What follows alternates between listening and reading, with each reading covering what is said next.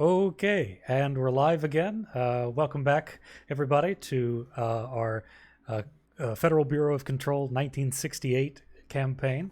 I'm so glad that you all decided to come back because otherwise this would have been a short and anticlimactic series. And Ross's grandmother would have been devastated at the lack of story threads being tied up. So, it's our second session. Just to do a quick recap, in the process of getting Mr. Cullen KEERSE back into the States and into the fold of the Bureau, we met his associates, Agent PLUM, of course, Ada and Reese. And together they overcame their first challenge, which was to survive the Harrison administration China set, which is worse than it sounds. And in doing so, they came out not too worse for wear. And Mr. Songvi, head of operations there at the Bureau, asked them to report to the infirmary and get some things checked out, make sure that they're freshened up and maybe have a bullet wound or two stitched. And to meet him at a briefing room to get the assignments on their first case. So it is a mere hour and a half later after your excursion in the operating theater with the experimental subject. And you all find yourselves walking outside of the infirmary. Cullen, you've recently had some light stitching and some antiseptic applied to your side there from Plum's brutal shooting of you, which we have recorded. It's on record that he just shot you. Yep. Yeah, unprovoked. You Protestant, aren't you? Yeah. So a lot of you are walking down, one of the Bureau's many sort of brutalist hallways, heading towards conference room 365, which is where Mr. Songvi told you to report for your first assignment.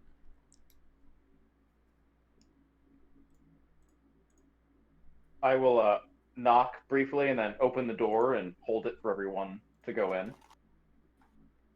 I'll just nod to Reese like, thank you, and walk in, and I guess take a seat. Yeah, inside you see, much like Cullen, much like the conference room that you were introduced to Agent PLUM in, this is a similarly dressed place. Sort of a long wooden table, a handful of sort of leather chairs. Only inside this one, you see that one of the walls has been intentionally left blank without decorations or hangings or boards of any kind, and it is currently being used as a projection space. You can see one of those what to us would be sort of the old-timey carousel kind of slide projectors. Mr. Songvi is standing beside it with the clicker in hand, and he's sort of gesturing for you all to have a seat and to take a look at the projection surface.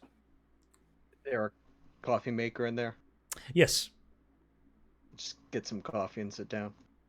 I am going to light a cigarette. Head in and kind of give a nod to Reese as well before taking a seat and just leaning back. Gonna take a hit at the cigarette and offer it to anybody. No thanks. Nah. Got my coffee. I will then gently shut the door behind everyone and go take one of the seats and sit ramrod straight in it. Just. Of course. I'm just kind of sitting like this with my hand on my cheek. Mr. Songvi waits for you all to settle. And then he clicks the clicker, and you see a slide show up. It looks like a exterior street view of a place in New York City. Gentlemen, some of you may recognize this. This is Greenwich Village. This is the site of your first assignment. Now, are either of you familiar with antiquing? Yeah, a wee bit. It's the process by which a merchant and a seller can exchange some kind of old materials for collector's value or for refurbishment. You know, trinkets from the 40s and 30s and so on, even earlier. This, and he points out the one of these storefronts there in the photograph. This is Hamaker Antiques. Just opened up recently, June of this year actually, 36 East 12th Street. It is owned by a Mr. Daniel Hamaker and operated by him and his daughter Aretha Hamaker. Now we suspect that inside this antiques store could lurk an altered item. Now, we gained this information by an embedded intelligence agent in the New York Police Department. And unfortunately, given the early nature of the case, in fact, this information came to us just this morning. We don't have a lot to share with you about the nature of the item, or in fact, if the item even calls for investigation. Now, you may wonder, why would we give you a case which may turn out to be a simple criminal proceeding or the work of a beat cop? Well, one, this is an excellent test of your investigatory skills to determine whether or not something stinks, so to speak, at least in the Bureau sense. And two, if it does turn out that this is simply beat cop work, then you haven't fumbled the ball too much. Not that we lack confidence in you, of course, but we're not going to give junior agents the saving the world case. He clicks again. Back to my rookie days. You can see a closer picture of the antique store. You can see Hamaker Antiques in a kind of a sort of a flowing script style that's been applied as a kind of a painted decal there on the storefront window, and inside you can see a whole manner of different sort of old-timey armoires, and there's a chandelier or two, some paintings. It looks like more of an upscale antique store than you on the scale from flea market to Sotheby's. It's closer to Sotheby's than it is the flea market. It's an upscale antique store. At this point in time, Colin will remark, "Boy, that's a quite a few 1850s lamps in there. Oil? It looks." Oh. I'll take your word for it, Mr. KEERSE. Now then, this antique store was the site of a disappearance. Specifically, you are on a missing persons case. The owner, Mr. Daniel Hamaker, has vanished. It's your job, as agents of the Bureau, to determine what happened to Mr. Hamaker and whether or not it has to do with an altered item. As we in the Bureau regularly suspect places where these older antique items congregate, or where many items of different cultures and time periods are exchanged, bazaars and so on, are classic places for altered items to exert their influence. Any questions? Have there been any rumors of any supernatural goings on involving Hamaker Antiques? None whatsoever. Mr. KEERSE, you don't have to raise your hand. You can go ahead. How exactly should we approach this? Do we just go into the store and ask to see items, or should we specifically say what Bureau? That is entirely up to your discretion, Mr. KEERSE, that and the rest of your team, of course. Now, as Director Northmore may have mentioned to you before, The Bureau is a clandestine organization, but not a completely secret one. There are people who are aware of our existence and what we do, but the average person on the street, even the average beat cop or government employee, will not know what the Bureau is or what jurisdiction it may have. So good luck trying to convince anybody that your standing in this mysterious Bureau will get you access to much of anything. Now, you're more than welcome to try, but of course, in the event that certain information is shared, certain information may be categorically denied as well. Now, you can coincide and pose as antique hunters, as members of the city zoning board, or whatever you feel is appropriate for your investigation. All right. But do not expect, let me point out, do not expect support from either the New York Police Department or any of the city's organizations. Mr. Plum, do you happen to have your old badge? Turned it in when I was transferred. I wonder if you can recall much information about it. We may be able to create one. Maybe, but I'd rather not. But who is this officer on the inside? What's the matter, Mr. Plum? Are you afraid they're going to fire you? No, it's just against my ethics. Well, To at least impersonate an old department. Well, Mr. Plum, I both admire and chuckle lightly at your sense of ethics. At least when it comes to officers involved. Sort of, Ada, you've got like superpowers and stuff, right? Can you feel things from these things? I've had some experience with them before. I can, on occasion, detect when there's those paranatural powers at play.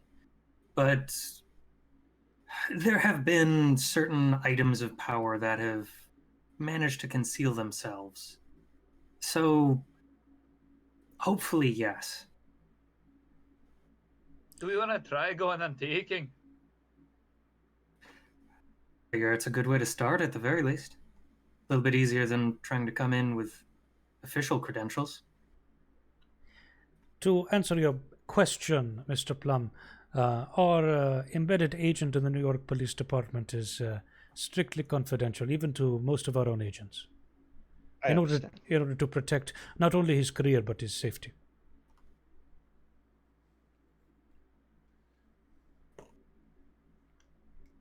Well, gentlemen, if there's nothing further, then I advise you to make your way to the lobby. Use one of our company cars, which I assure you will be ready by the time you make streetfall, and begin your investigation. Can we get the other agents authorized for munitions?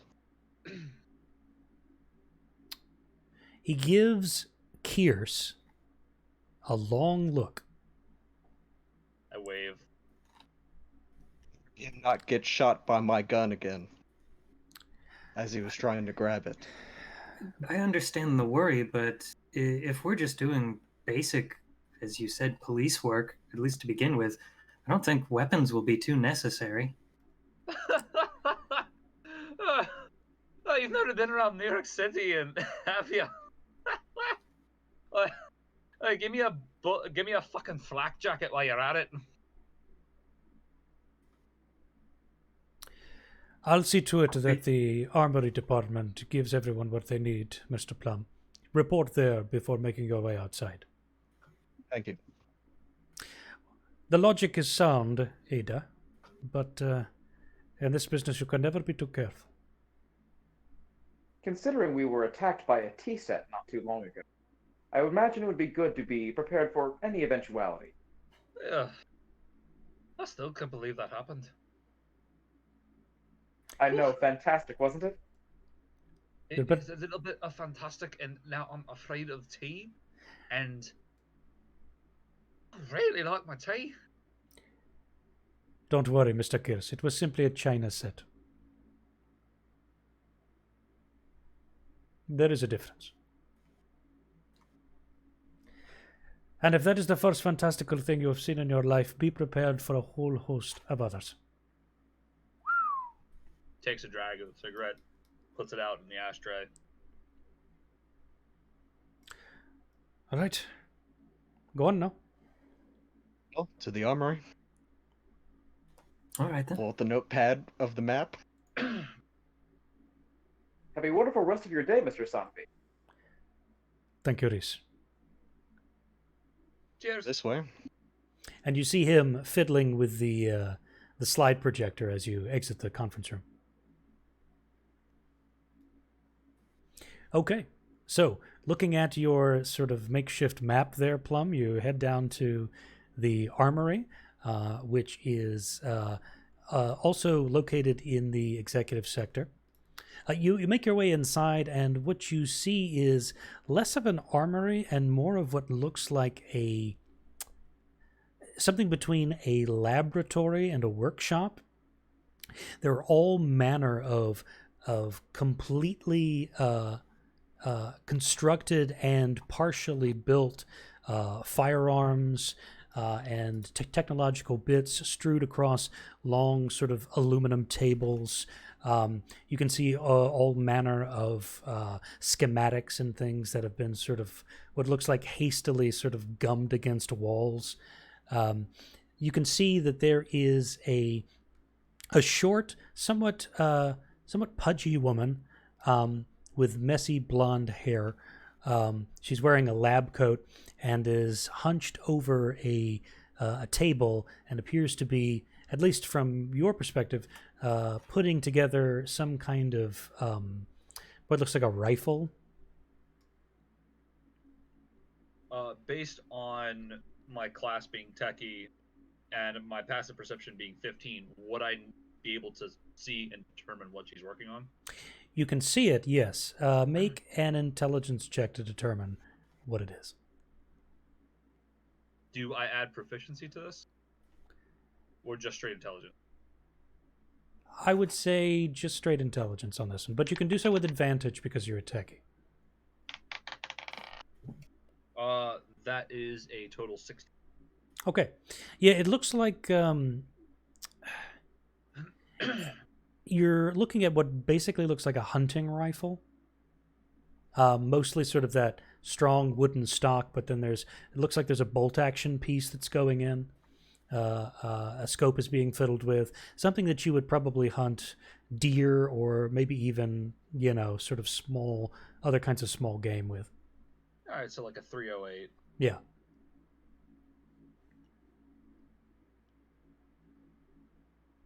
So what do you do?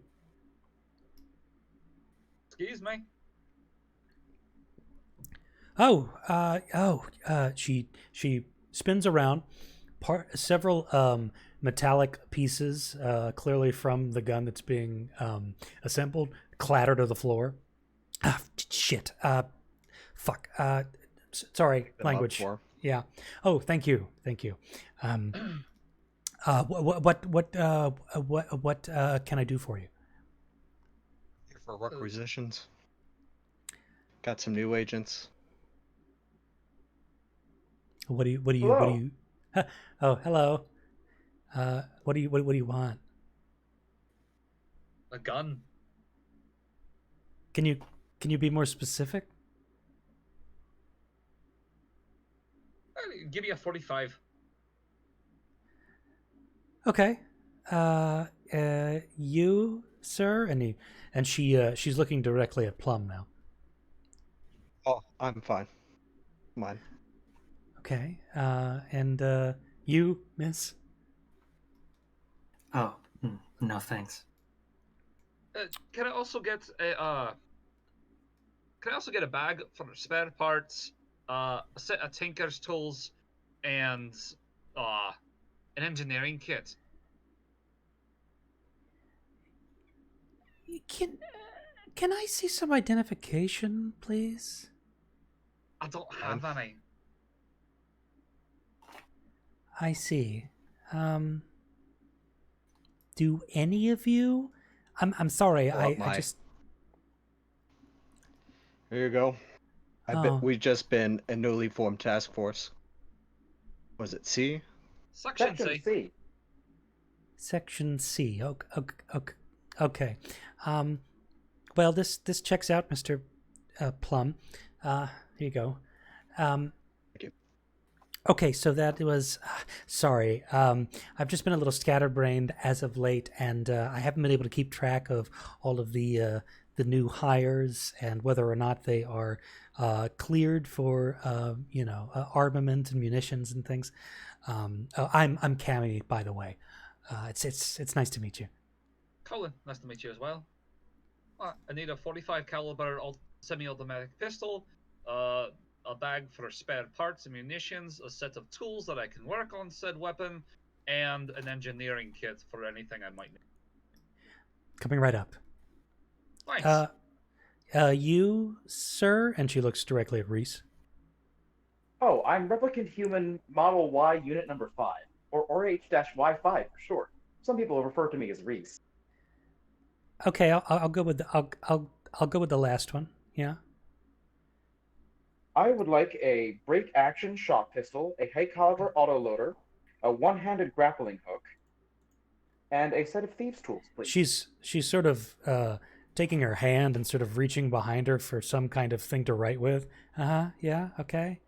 Would you like me to write it down for you? No, I'm good. I'm good. Thank you. Please let me know if I can be of any assistance. Okay.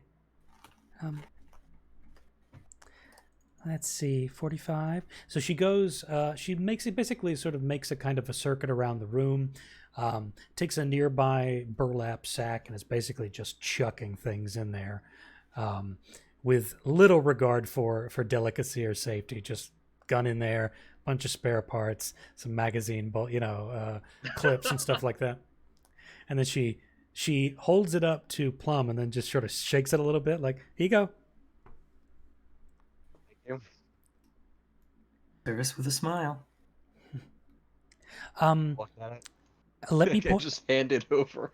Let me point out as since you're new to the bureau, of course. Well, except for Mr. Plum here, I gather.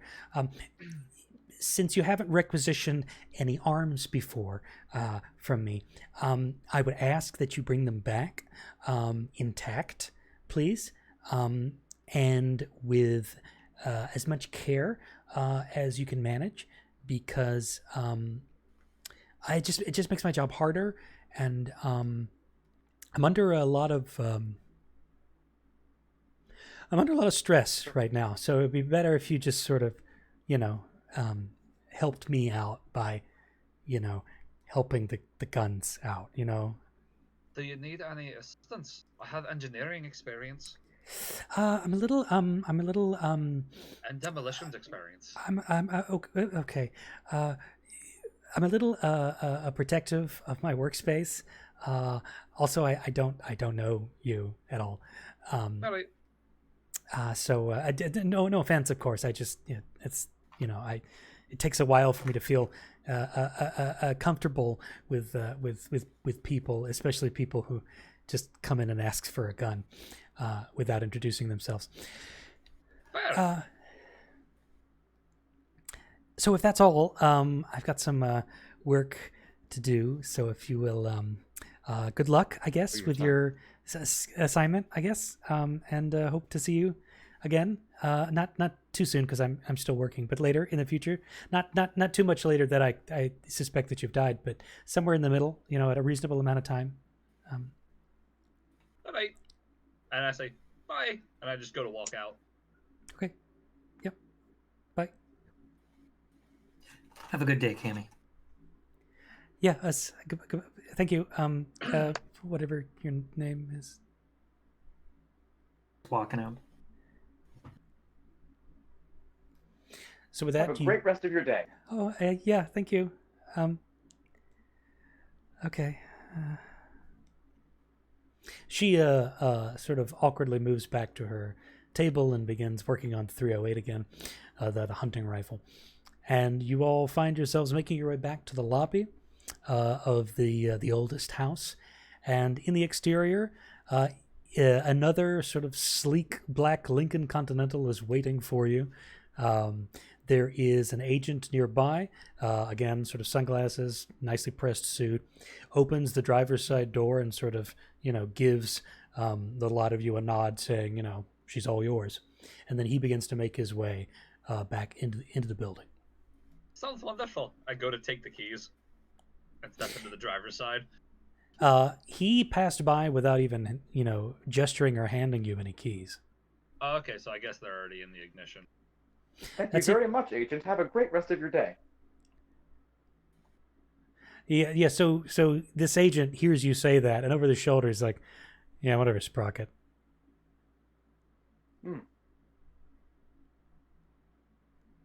So Ada's just kind of lost in the moment, looking around at the city. I'm just in been the quite a car while since I've already been out here. at the steering wheel. Yeah, Ada, you notice that, much like a standard sort of New York afternoon, there's hustle and bustle. There's people moving about on the sidewalks near you and across the street. There's sort of, bumper to bumper traffic and everything like that. But at the same time, as you're getting a closer eye on things, Ada, you notice that, again, similar to KEERSE's experience earlier, no one seems to be actively looking towards the building that you're coming out of. It's like their Strange. it's like their eyes sort of glide over it or glaze over it. KEERSE, you make your way inside you're inside the driver's seat there. You can see the keys have already been stuck in the ignition, but they haven't been, the car hasn't been cranked yet.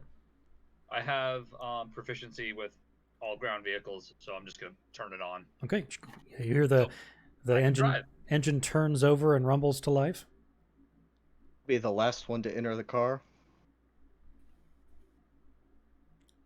Ada's kind of I'll dumbfounded get- for probably a little too long. Ida, you coming in? I'll hold open the back passenger seat for anyone who wishes to get inside. Turn and look at this. Well, we've got one guy ready to go, two people holding a door for me. I suppose it's time. Just miss the outdoors, And slide into a back seat. There'll be plenty of time. We're gonna go antiquing. I'll get into the other back seat and then close the door. Once Okay. everyone's in, Oi, I'll just go to babysitter, the agent. you coming shotgun? I'll just go to the agent, hand on shoulder. Please be nice to my agents, and then get in the car. The agent who handed off the Continental just before heading directly into the lobby gives you kind of a dirty look and makes his way inside. So I flip off that agent. he doesn't see, Would I know that agent?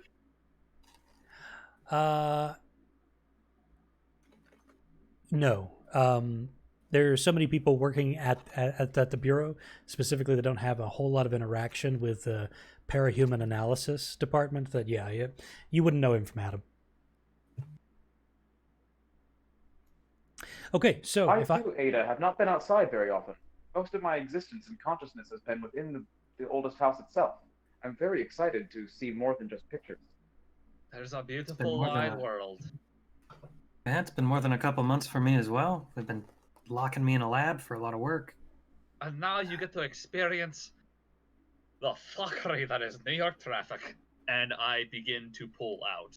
Because everyone's in, right? Yeah, Yeah. so we've got Cullen driving, we've got Plum in the passenger seat, and then Reese and Ada are there in the back seat, right? Yep. Okay, so sure enough, yeah, KEERSE, you put it into drive and you slowly inch your way, snake your way into the gridlock traffic, and find yourself traveling at 0.002 miles per hour or whatever it ends up being. Like, So this gives us plenty of time to sightsee and discuss strategy and how we plan to approach the Hammaker Antique Shop. Yes? So are we Right. going in as agents, or are we planning to be a colloquial group of friends? I'm just gonna go in and that. He means friends, Reese. Yeah, and taking it. It's fun. There's a lot of history involved with some stuff. Trust me, some little interesting pieces you'll find. Yeah. At this point in time, Colin starts to blush a little bit, and so I'm just gonna drive. Well, if you find any pieces that are a little out of place, let me know, and maybe we can work out some sort of distraction, and I can attempt to see if it's charged. It's an antique shop. Everything's out of place.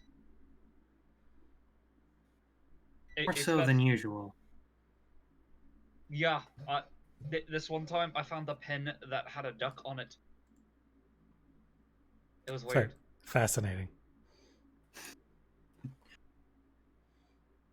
Just So would the two of you like to go into the shop? I would adore to go into the shop. It'll be the first time.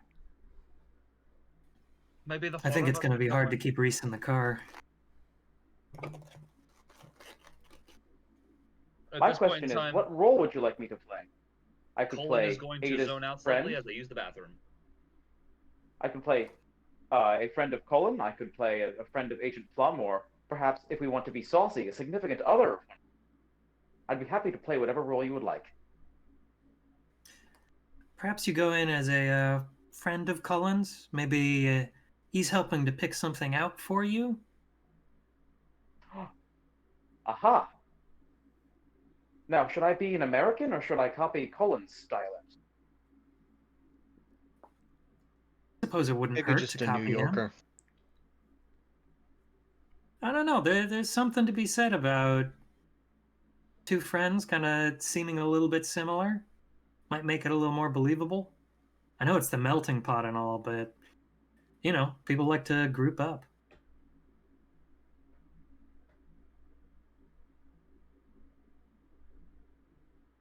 Excellent. I have a perfect idea then. And I'm going to take out my disguise kit and begin applying a red like short wig, a beard, red eyebrows, some freckles, and all that. Do you mind if I make a disguise kit check? Oh, absolutely. Or what ability score would you like me to use for that? Disguise kit check would work for that. I mean, I imagine that's intelligence, right? Okay. That is a 17. Ada is gleefully watching this transformation. So, like a seasoned West End pro, you see Reese put together what looks like a classic sort of, a late, probably early 30s sort of Irish gentleman. And he seems, apart from his pleasant but somewhat vacant regular facial expression, he looks like a completely different person. And then I'm going to kind of relax into a facsimile of the way I've seen Colin kind of carry himself. Oi, how are y'all doing today? Having a good time? Oh, Cullen, you're gonna love this. He does impressions. I feel slightly offended and also somewhat amused. Oh, don't worry, we're gonna blow plenty of shite up together. I'm sure of it. Oh, fuck! Speaking of... I start laughing while banging on the steering wheel. Speaking of, my friend, why exactly are you in need of protection from the Federal Bureau of Control? I think I heard something about you having some troubles with MI5 and MI6. What might that be? At this point in time, Colin just goes quiet. Nothing suspicious there, right, lads? All you can hear is the constant sort of honking and people walking by and yelling going on. I think you spooked him, Reese. I think I might have as well. Unfortunately. As some things that need some time, therefore I am willing to talk about I'm gonna reach over Sooner and or kind of later. pat him on the head soothingly. It's all right. We'll figure it out eventually. No one can be an enigma forever. They just kind of like go like.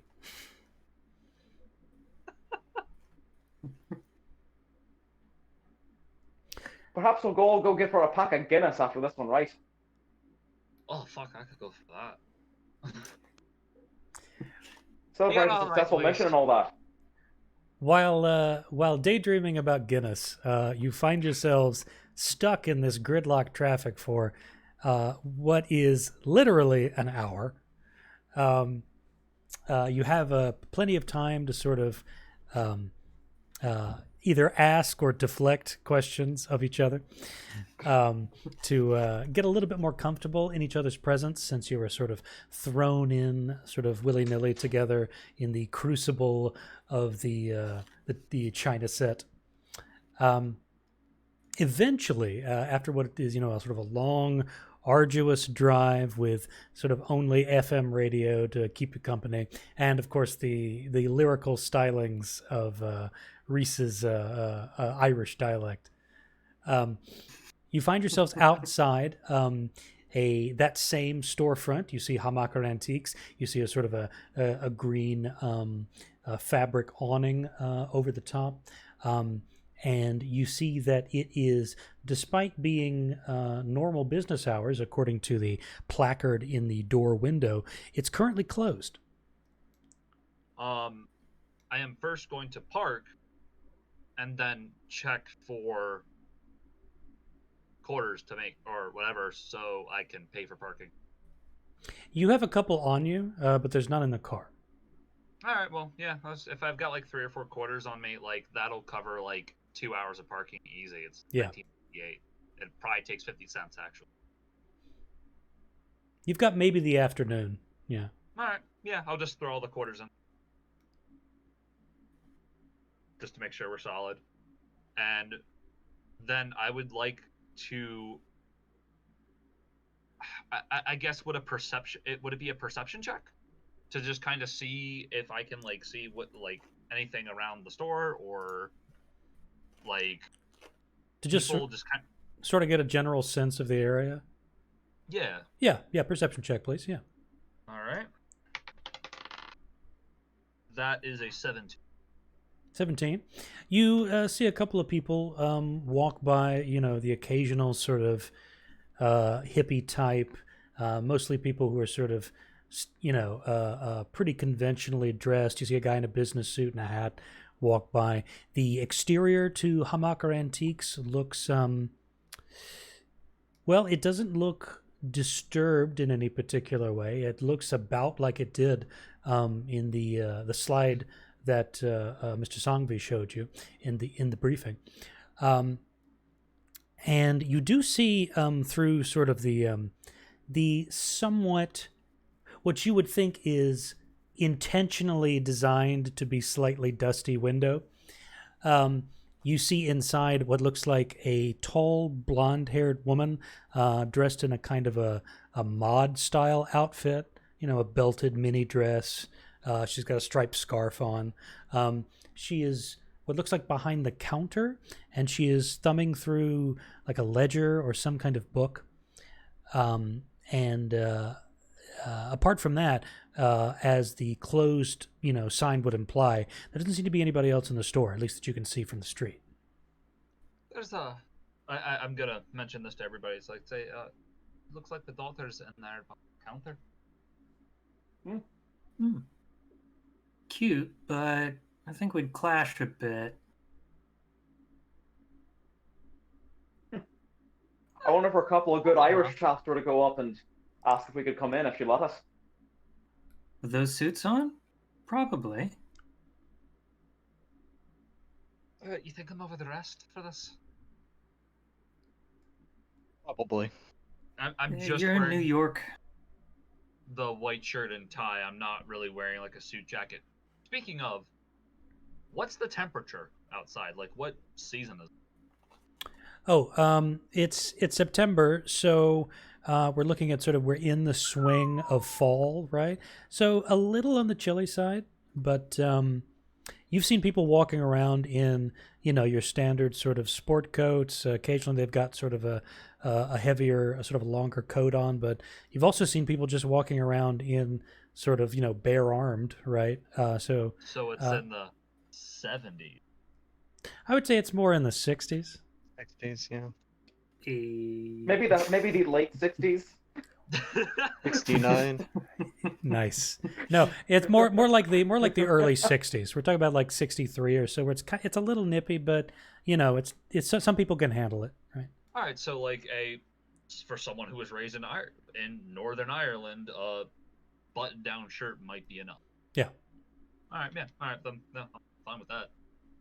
I'm going to untie my tie so it's hanging kind of like either side of my buttons, and unbutton my top collar button. Just kind of look relaxed, like I'm just getting off of work. Sure, loosen yourself up. Thing. Are you copying me? Because my collar is also buttoned up, and then my tie is a little loosened but not undone. Oh, we're supposed to be mates, aren't we? Better. Are you gonna stick with Reese? I mean, that works fine. Or you can call me whatever you want. I don't mind. Reese is easier. Shall we knock? You coming with us, chaps? Here's the question.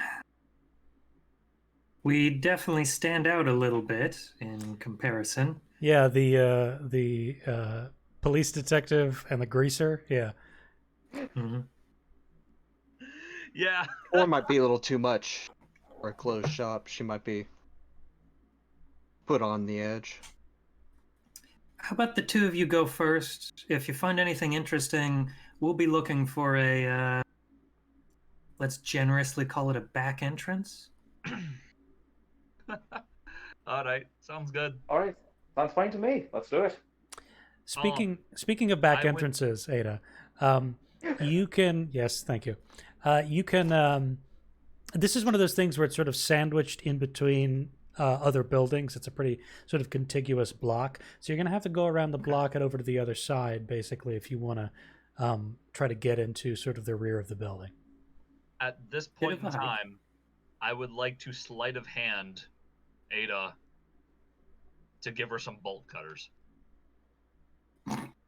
Okay. Pretty big. I need you to make a sleight of hand check only because the bolt cutters are pretty big. Yeah. And I suppose we're going from like front seat to back seat too, so. Yeah.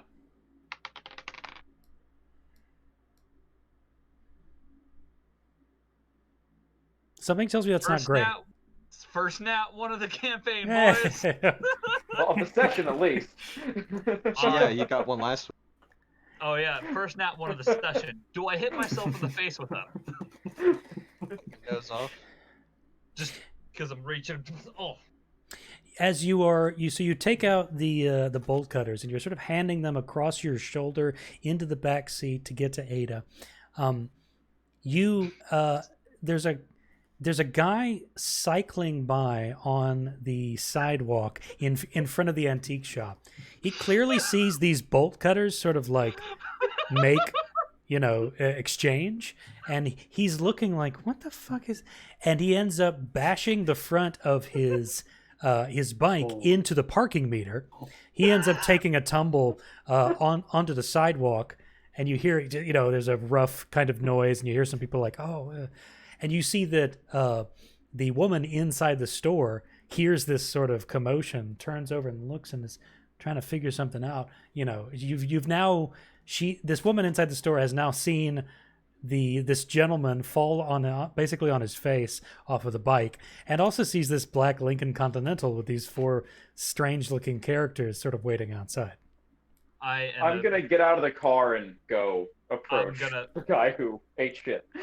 I'm gonna do the same thing. I'm gonna get up and be like, "Hey, lad, you took a tumble. You all right?"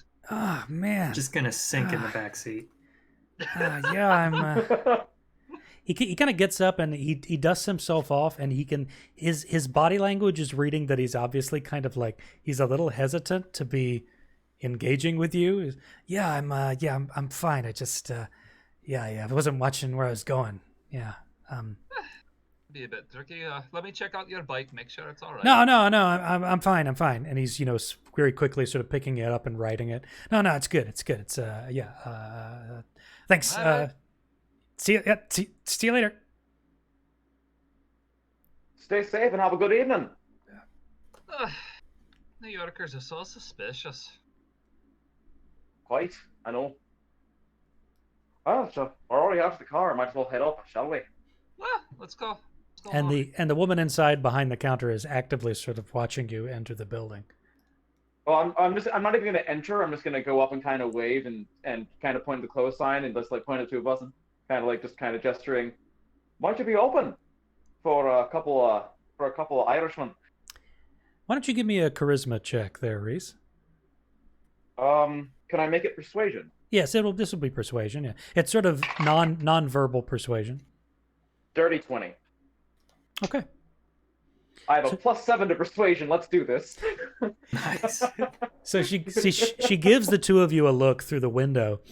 She's come slightly behind the counter and closer to the window front, and she's sort of looking through, and she sees you wave and kind of give the sort of the look like, hey, come on. And slowly a smile starts to creep across her face, and she kind of, all right, and she gestures towards the door. The two of you meet. Three of you, I should say, meet. She unlocks the door and opens it up, and then gestures you to come inside. Oh, thank you kindly. It's my first time in New York City, and my friend Colin here, he's a huge fan of antiquing, and he thought we were passing this shop, but driving with a couple of friends in the car, they decided to stay back for a bit, and I couldn't resist. It's such a cute little place, isn't it?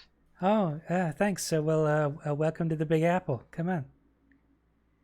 Thank you so much. I'm Reese. This is Colin. Hi, I'm Aretha. Oh, it's nice to be meeting you. Hi, and she sort of shakes hands lightly with the two of you. So, what can I? Mind if we take a look around? Oh no, yeah, help yourself. Are there any pieces to you that you think are like spectacular, like massive historical significance, anything of that nature? I think you may overestimate our little store here, Mr. Reese. I tell you what, you take a look around. You see anything that catches your eye, you let me know. I'm a little I've got some paperwork to take care of right now, so I can't give you sort of the full tour. But if you have any questions, just let me know. Thank you kindly. Of course. Thanks, lass. And she makes her way back behind the counter. She's continuing to thumb through this ledger and making sort of notations. All right. I would like to do an insight check as to exactly, like, is she actually doing paperwork or is she doing something else? Is she trying to hide something? Okay, give me an insight check. Second, natural 1. It's a 10. Oh, that's 9 more than 1. Okay, Yeah. so with a 10, given the sort of the Keystone Cops routine that just happened outside, with the falling cyclist and the bungled bolt cutters, you're a little jarred a little bit. So your sense of this woman's sort of personality and the way she's carrying herself is a little off. She seems trustworthy enough. I mean, it's certainly possible that she's just doing some paperwork. She's behind on some things. Needs to make a couple of notations, file, cross some I's, dot some T's. All right. At that point in time, after that, I would like to do kind of like a perception check, see what's around. Well, there's no need if you're inside the building. You can just sort of take a look around. Okay. Yeah, the place is wall to wall, filled with all manner of sort of antiques. You've got simple sort of decorative furniture. You've got paintings. You've got these sort of like particular pieces of interest, like an old sort of fashioned rusted tricycle. You've got some signage from some stores from the 1890s, and the place is a little cramped, but not uncomfortably so. It feels like you're moving through what feels like a well-kept a warehouse or garage rather than a normal storefront. Um, with unmasked and just absolute genuine enthusiasm and fascination, considering all of these things, I would like to kind of just like take a really close look at like everything, because this is Reese is genuinely like super excited to be in a place filled with so many possible altered items. Yeah. So do you want to make an investigation check, or do you want to just? Yes, please. Okay. Yeah. You want to Alright. fine study of all the items? Another dirty 20. Okay. So your eyes sweep across, shelf after shelf and pile after pile of these artifacts, basically, and you see absolutely nothing that calls out to you as being peculiar, in the sense of it being an inventory item in a New York City antique shop. It all seems like pretty standard fare. You've got the occasional sort of first printing of a book. You've got some antique looking sort of polished framed mirrors and things. It's all very nice material, but it seems pretty mundane. I would like to, but before Reese goes off and does this, I'm gonna ask, hey, if you see any nice lighters, could you let me know? Oh, certainly. Do I Thank find you. any nice lighters? Not here in sort of the midst of the shop. Aw.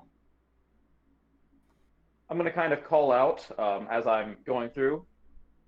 Do you have anything that it might not be on display? Just any cool things you might have in the back in storage or anything like that? There's a bit of hesitation. There's a moment of silence, and then you hear Aretha's voice call back. Well, I've still got to do some inventory. There are a couple of pieces in the back, but we're not properly open for business right now. So you'd have to make an appointment for some of the more expensive pieces. Oh, we and come back when might tomorrow? appointments? I was just going to ask when appointments might be available. I see Colin has the same idea. Hey, let's see what all they got. Again, there's another moment of hesitation. You can hear it in the air. There's you'd have to come back next week. I'm sorry. Is everything all right? Yeah.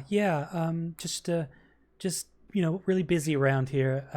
I'm sorry. It probably seems like I'm being, inhospitable or whatever. But there's just got a lot of stuff going on. We'd be more than happy to have you. You just have to come back next week. All right. Do you run this whole place by yourself? I mean, it seems like a lot of work for one person. All right. Have you started to drift back towards the counter area? Back towards the counter. Yeah. Okay.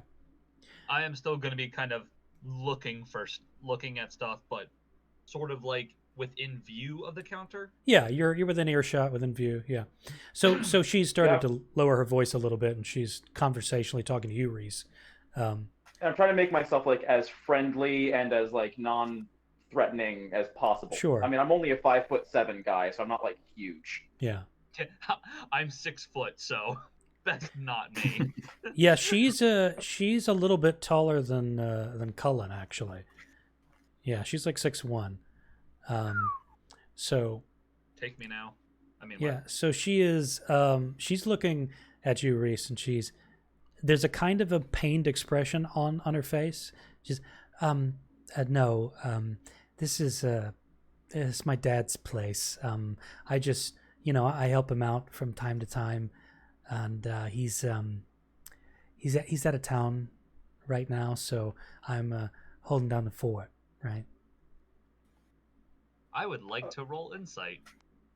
Okay. I would also like to despite my character knowing more than I'm trying to let on, I would also like to see if there's anything deeper to like the Sure, pain. go ahead. Yeah. That is a 14 for me. 14. I only got a 10. Okay.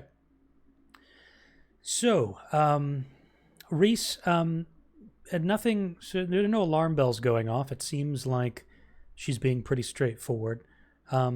Rather than obscuring things from you. It seems like she's just, she's not necessarily comfortable with you, and so if there's something more complicated going on, it could be completely mundane, and she just doesn't want to share it, with somebody she just met. Cullen, you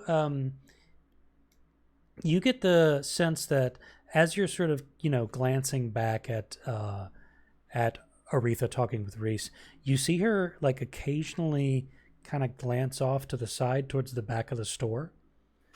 And she's done so on more than one occasion.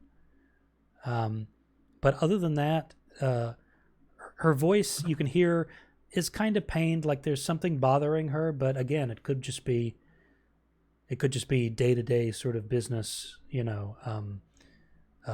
troubles.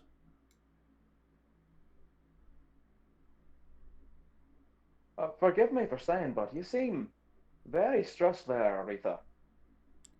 Oh, yeah. Sorry. I just, it's not my place. It's my dad's, and since he had to leave, I sort of got thrown in the deep end here, and I'm just trying to, make sure the accounting's all taken care of and inventory is all good. And it's a little overwhelming. I mean, you can see how much we have here. Oh yeah, it's quite a lot. Yes. Yeah. Do you think it would help if we had a drink? Maybe you could join me and my friends for a pint. I can't. I got a lot of work to do here.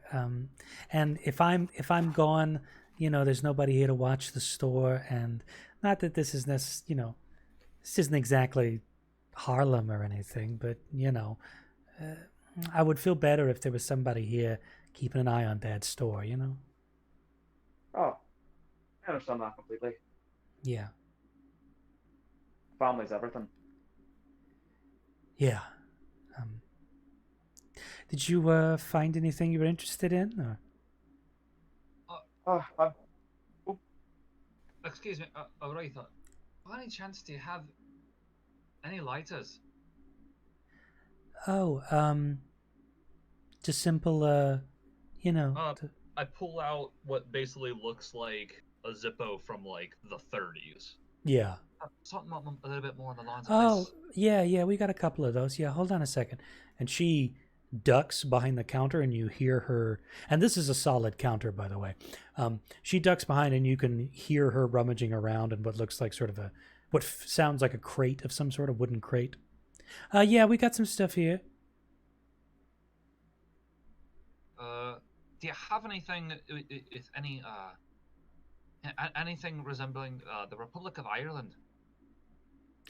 That's gonna be a hard one, but I'll dig pretty thoroughly, okay? Thank you. Yeah, and so she is now crouched behind the counter and is sort of moving through boxes and crates and so on. While she's doing that, while she's doing that, I would like to see if I could kind of try to read whatever she was writing on the counter. Okay. If I can. Make an investigation check for me. Okay. 10. Well, the ledger that she's been writing in, she hasn't really made any particular efforts to obscure it or anything. It's just sort of there on the counter, and there's a sort of a simple number 2 pencil in the sort of the spine, the cranny of the book there.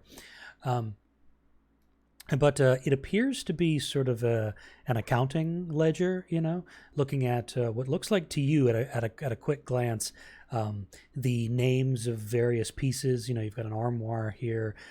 You have got a couple of sort of classic vases there, and you've got a rough idea of how much they're worth and what was paid for them at the time, the date that they came in.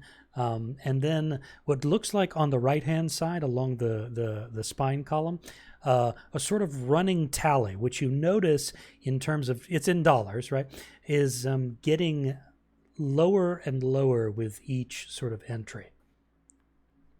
And are there any acquisitions that I can see that would have been roughly the same time frame as Daniel Hamaker's disappearance. You'll have to give me another investigation check for that. Happily. That one's a 9. Okay. First So- I roll bad when it actually matters. About the time that you lean in just a little bit closer to get a better look to try to read this writing, because it's sort of upside down from your perspective, right? Trying to read it the sort of mirrored kind of way.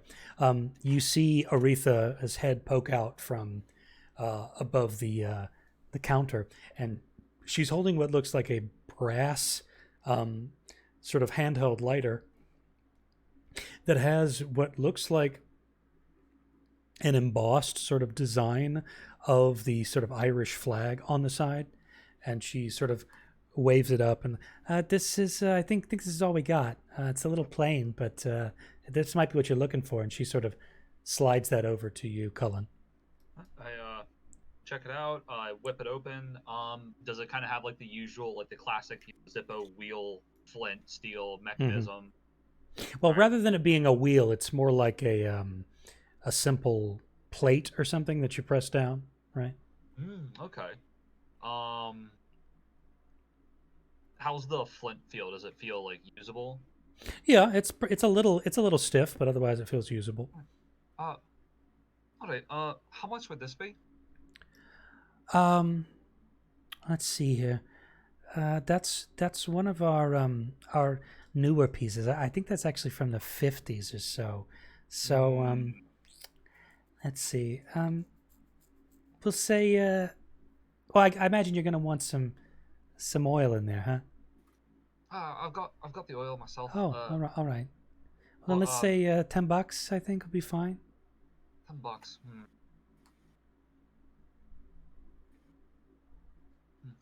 I'll call it 10 if you can replace the flint and steel for me. Well, I'm not the right person to ask. If my dad was here, he'd be able to probably take care of it. But Do you know when he'll be back? No. Probably a couple of weeks at the earliest. Yeah. I'm sorry. I just, I'm basically a glorified clerk here. It's on my dad's, the tinkering one. So I'm sorry. It's all right, but I'm afraid I'm gonna have to say nothing. She takes the lighter back. That's Light okay. back. Yeah. But thanks for looking anyway. Cheers. Thank you for your help. Yeah. You said you have some pieces to catalog. Yeah. A week is a bit long. Could we come back tomorrow to maybe take a look?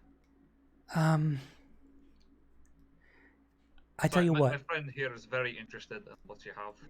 And I'd like to give her the most winningest, kind of with slight mischief Irish smile I possibly can. Persuasion, please. 16. She kind of gives you a look, and she's sort of ping-ponging between the two of you. All right, I tell you what. I can probably have a lot of the stuff I got to do for the store wrapped up over the weekend. So if you guys want to come back on Monday, let's say 11 o'clock, then we can start looking at some of the more, I don't know, what did Dad call them?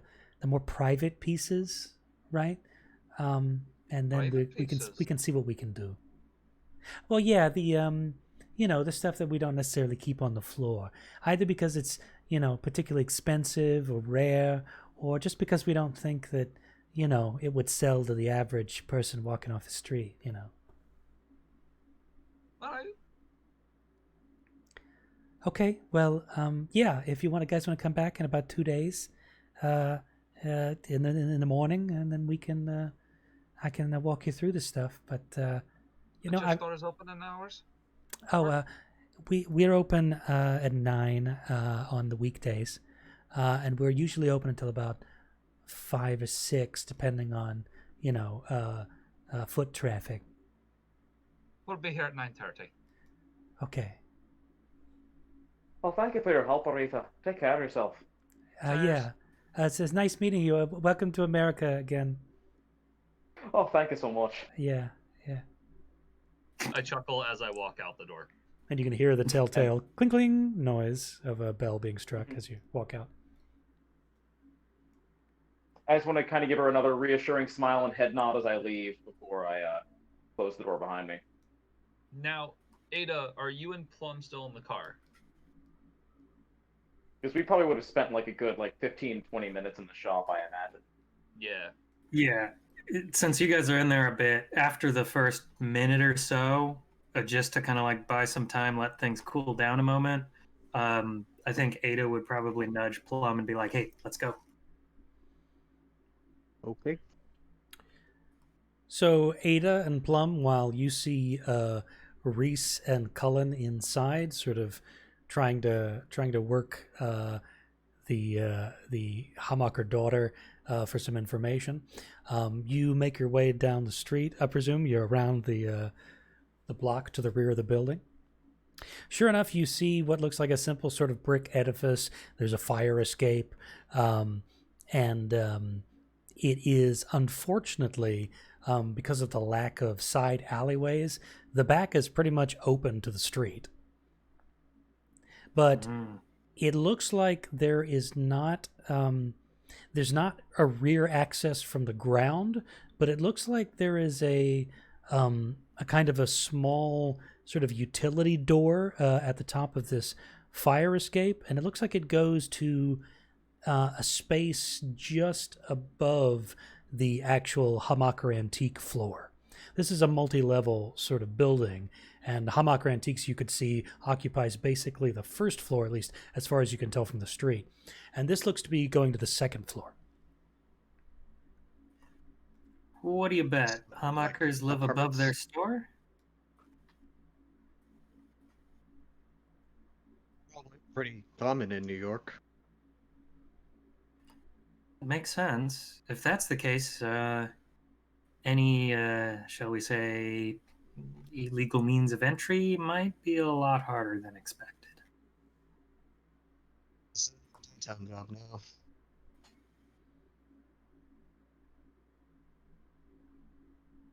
Well, at the very least, we know what we're dealing with back here if we do need to keep an eye on things.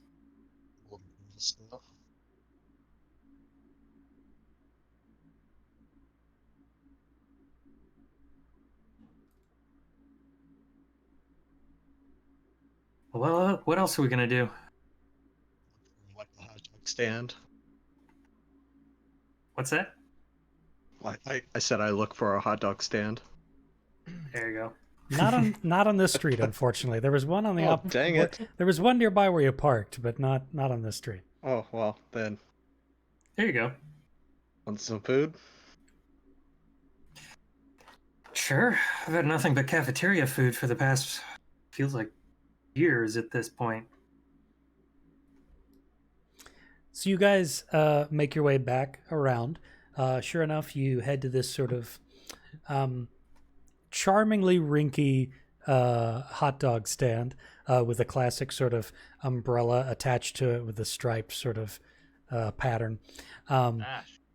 There's a sort of a big sort of sweaty looking fellow. Probably you're gathering like he's not native New York. He might be Greek or something. He's applying some relish to a particular like a long sort of coney style dog, and is handing it off to a woman in sort of a blue pea coat with her two kids. And good to have you. Thank you. Yes, you enjoy that. And he sees the two of you coming up. What can I interest you in? Chef's special. What are you offering? I'm sorry, I can't hear you. It's like you have a mic and you're not close enough to it. Whatever you're offering. Okay. You want? What do you want? You want clean? You want sloppy? What do you like? I'll take it sloppy. That's what I thought. Proper New Yorker, I mean. He gets a big bun out, slaps the frank in there, and basically like covers the thing. I'm talking like sauerkraut, relish, You know, like he puts a little bit of chili cheese on there. Like it is a full monster of a dog. There you go, as sloppy as you can get it. What about you, Then- Toots? I'll just have ketchup, mustard, and a little bit of relish. Ah, no, you won't. Come on, you gotta be a little more adventurous than that. What, sauerkraut? Maybe, I don't know, Thousand Island? Yeah, you ever tried that? No, not on a hot dog. Sure, let's try Thousand Island. That sounds fun. So he gets out, slaps the Frank in there, gets a couple of the condiments you asked for out, but also a little bit of Thousand Island in there. Sort of pushes that over. Don't worry, you're gonna love it. Thanks. How much do we owe you? It's $7.50. I'll pay him. Thanks. Cheers. Use this corner often? Oh yeah, this is my bread and butter. You know. Point to the shop with my thumb. The owner come by a lot? Oh, you mean to buy a hot dog? Yeah. He doesn't Ah. like a hot dog. If it's the guy that I'm thinking of, yeah, he once or twice. When was the Ate last him time he was recently? here? Yeah. What's today? Saturday? Would have been God, Monday? A week ago? Earlier than that? The man runs the place? You got like other shops or something? That seems kind of weird. Hell if I know, you know. I see him in there occasionally, and there's I don't know, his daughter, his fucking mistress, I don't know who that is. She's in there, you know, and he's in there a lot, but sometimes he just leaves for like a long period of time, and I don't see him very often, you know. Because I'm not looking too carefully either, you know. It's none of my business. Oh, of course. Yeah. Why? What you guys cops or something? I'll pull out my own badge and like intentionally cover like control and be like, we're with the bureau. Oh, okay. Huh. Is he did he do something or There's some know potential where he's issues gone. with import-export. And yeah, as my friend here has said, we haven't seen him in a little bit. So, Okay. you know, So then- just checking up on folks. you know, trust me, I seen the last couple of years, these fucking hippies coming here, they're gonna bring their LSD and the tabs and stuff, and they're gonna, you know, smoke grass on the corner and everything like that. So if this guy's into import export stuff, you know, I'm not surprised, you know. You know, Seems like I hear you loud and clear. He seems like the type to be importing and exporting, as No, we say. no, fuck no. The guy, he looks like my niece's math teacher. It's so, but you know, you got to make a living somehow, I guess, and we can't all be, you know, glamorous hot dog salesmen, you know. Well, we're basically just trying to run a wellness call on this guy. Probably just wrong wires got crossed, and you know, sometimes you're looking for criminals in the wrong places. It's just odd that he disappeared. Or maybe it's in the right places, huh? Huh? Huh? Could be just Huh? like that Thousands Islands. Yeah. Anyway, I don't know the guy. You know, it's an antique store. For all I know, they could be moving, you know, Egyptian shit in there. I got no idea. Well, thanks. The hot dog as well. Oh yeah, you enjoy that, yeah. It's about this All right, time, Plum. you know, you make your back way to the car. You spend a couple of minutes there, and then you see Reese and Cullen head out back towards the Continental. So any luck, you two? We got an appointment to come back and check out the back stuff and the private items Monday at 9:30. Any luck on your end? Speaking of the back, Yeah. no door. Not on first floor, at least. There seemed to be some sort of like utility access on second floor. So maybe they're the type who live above where they work, which could complicate things. Hmm. I wonder if those roof entry. I mean, I did requisition a grappling hook for.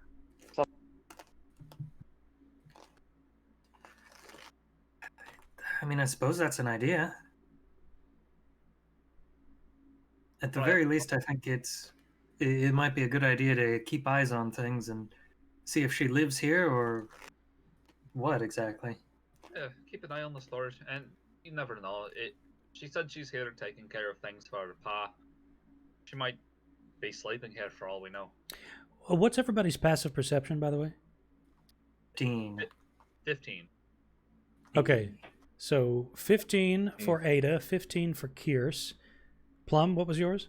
15. 15. Reese? 15. Got it. Okay. That's easy to remember. Why not? We're a pretty perceptive party. Oh, yeah. So the four of you notice as you're having this sort of brief conversation near the Continental, you see that there is a gentleman in a kind of frumpy, kind of tan suit.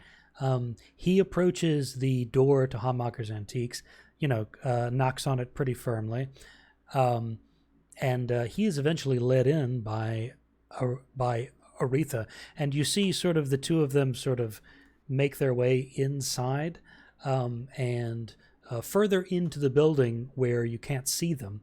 And it looks like that man in the tan suit is kind of guiding her. There's a sense that he's in charge of the proceedings that are happening right now. But apart from that, you're not able to sort of glimpse very much. Wonder who that chap was. Probably PD. Now, Reese, I can't hear you.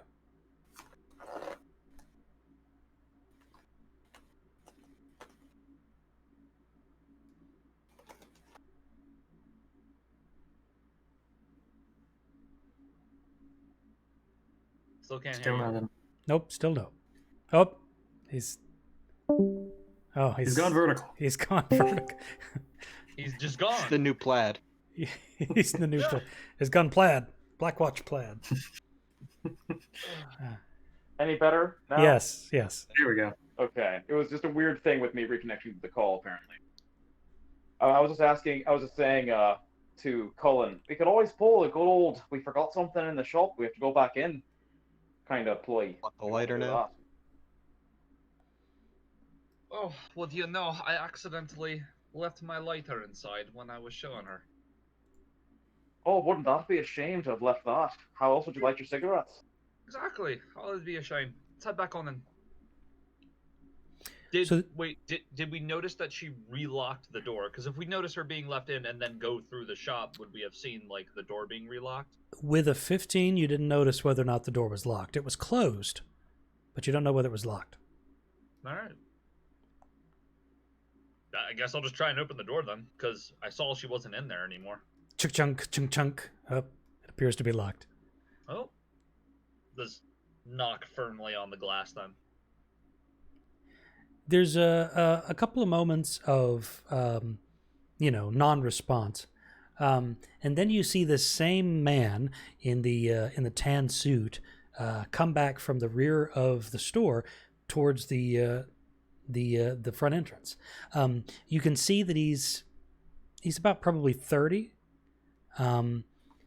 He is I am very old. He's Japanese American is what it looks like. He's got long auburn hair, talking like shoulder length. And in addition to this tan suit, he's wearing a bolo tie instead of a sort of traditional tie. And you see him take off what looks like one of those sort of Panama hats and place it on the counter before unlocking the door and opening it. Hello there. Hi, we're just inside. I think I might have left my lighter when I was showing Aretha an example. What does it look like? It's silver, flips open, should be sitting over on the counter. Stay here. And he closes the door.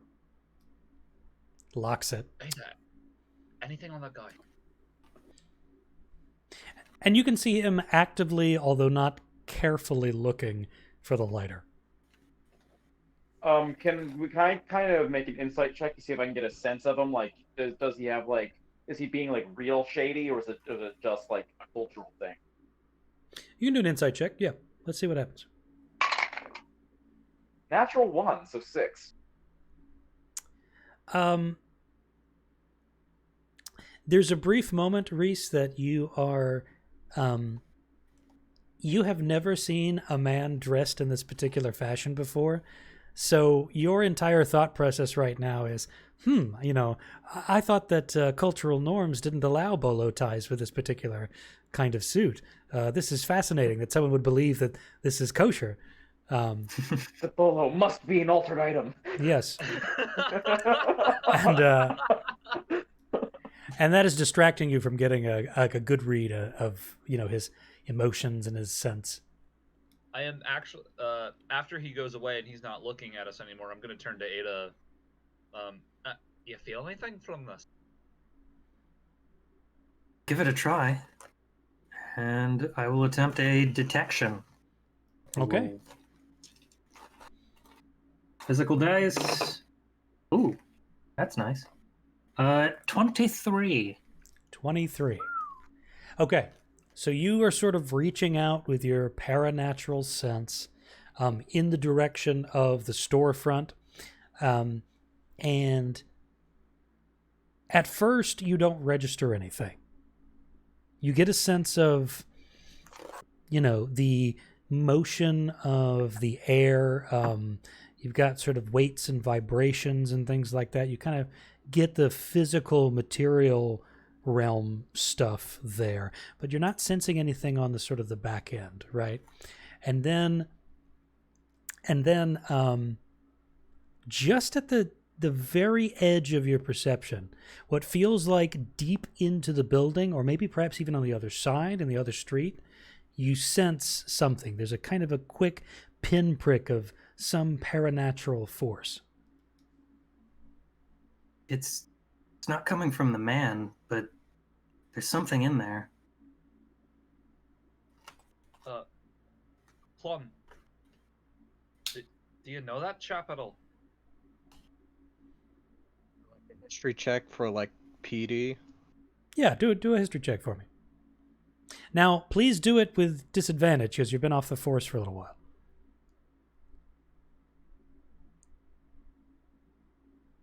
13. 13. Well, this guy, seeing as how most of the, if this guy is NYPD, you probably would have heard of him because he does kind of stand out. There are not a lot of Japanese Americans on the force, at least in the sense that they are This coast. Yeah, right here in the NYPD that are plainclothed for the most part, right? Maybe a beat cop, but yeah, I mean, this would have been unique in your precinct, but you don't seem to recognize the guy. Never seen him.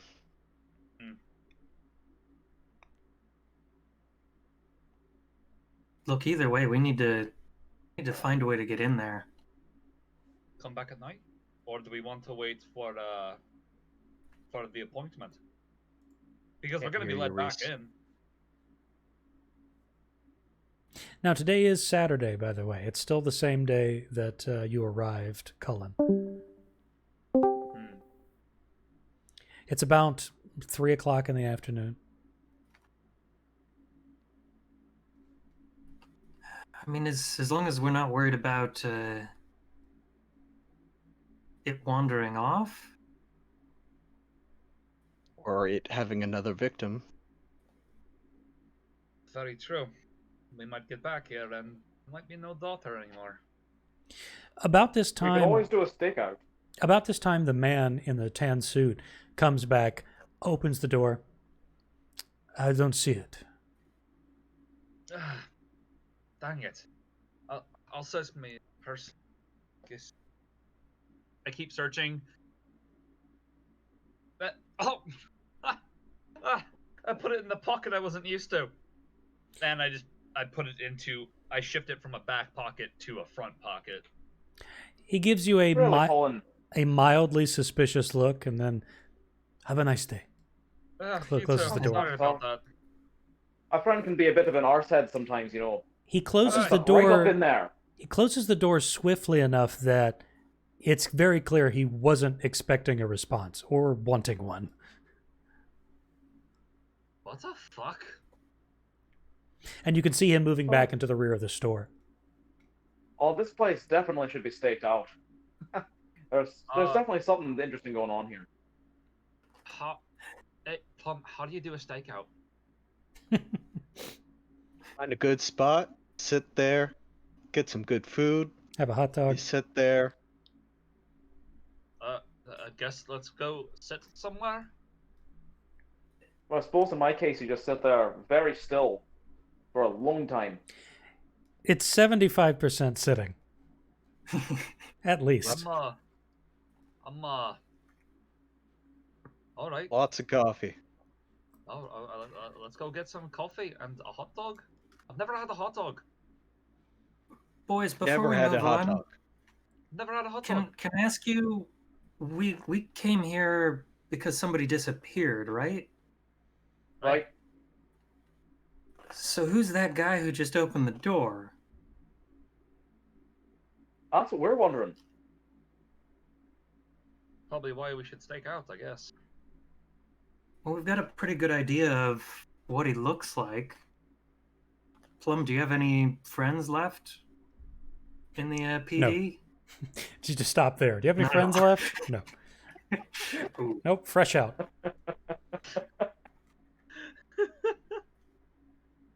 The chain you go, likely they'll answer to me, but don't ask me to check on the chief. That's for sure.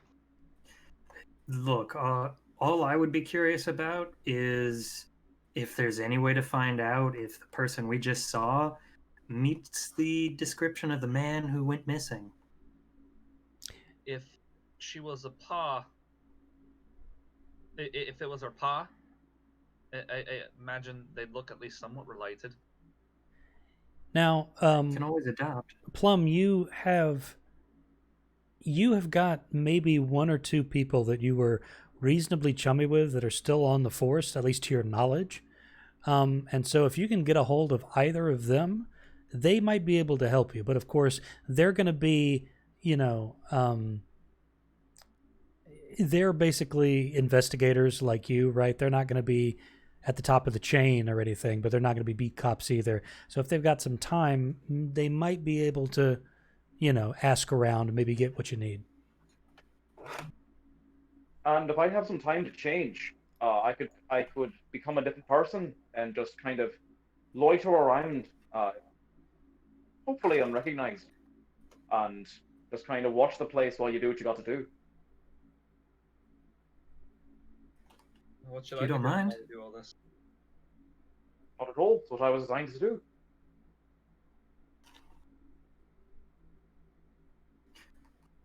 Well, I think we've got the stakeout figured out at the very least. I guess the rest of us need to try to figure out who that man was.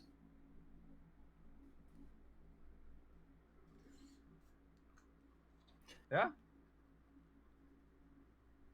Unless one of us or a couple of us would like to plan a crime. I'm all for that. Explosions. I can be simple Preferably no sometimes. explosions. Well, I certainly have no compunctions with crime. I mean, I impersonate people all the time. If you couldn't tell. So, Let's come back and do a breaking and entering. I get into the car. Follow We got suit. a problem to solve first. Go back to the hot dog stand. So, Plum, you head back to the hot dog stand? And while he does that, I'd like to get into the car and try to make a disguise kit check to re-disguise myself as kind of like, because I don't have a lot of clothes to change into, probably like a businesswoman, probably with like long, like blonde hair, just to make myself look completely different. Okay. Make your check, please. So Plum, you headed back to the hot dog place, right? Just Okay. getting him a hot dog. So he, it was a pleasant enough short conversation. He gives you a hot dog. What'd you get, Reese? 24. Yeah. So, Ada, Cullen, you two being in the car, you basically look off to the side. You look at Hamaker's Antiques. You look at the traffic, and then you look back, and it seems like there's a completely different person in the back seat. You are freaky fast at that. Damn, Reese, that's... Damn. I mean, I try. I do what I can. You know, just typing away all day in the office, I just try to please whoever I can, you know. Oh, please don't do this. Oh, It's in my programming. So, Plum, you come back with a hot dog, and you see that there is this blonde woman in the back seat that you hadn't seen before. Like mildly spooked, but welcome to New York, and I hand Cullen the hot dog. now, is this a New York chili dog? Yeah. Fuck yeah, I'm craving one right now, to be honest. Coney Island. I take a bite. Oh, fuck, this is good. And I just start chowing down. The rest of you hear some very moist noises coming from the front. Mm. Yeah, but get the It reminds me of me ma and pa's bangers. get rid of the ASMR crowd. They've left already. So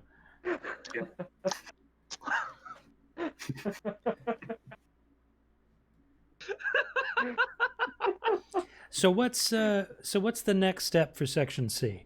So are you planning to stay parked here and sort of wait till nightfall, or are you doing the stakeout? What's the next step? Well, even if we are gonna do a stakeout, we are parked right in front of the shop. This would be a terrible spot to stake out because they already know we're here. Should definitely move. At the Yeah. very least. I'm going to turn on the engine and I'm going to turn to Plum and be like, should we go back for different equipment? Or for breaking in? Or should we just pull off to another street? How do we do this? Something like binoculars. Other than that, we should be fine. Well, I want to make sure that the object doesn't leave at least. Hi. All right, well, what I can do is, and I'm going to reach into my back pockets and pull out a couple of two-way radios. I can stay here and watch the storefront while you do that, and I'll keep you in touch if anything interesting or dangerous happens. That man leaves with a package. You might want to follow him. Absolutely, I'll keep you in the loop.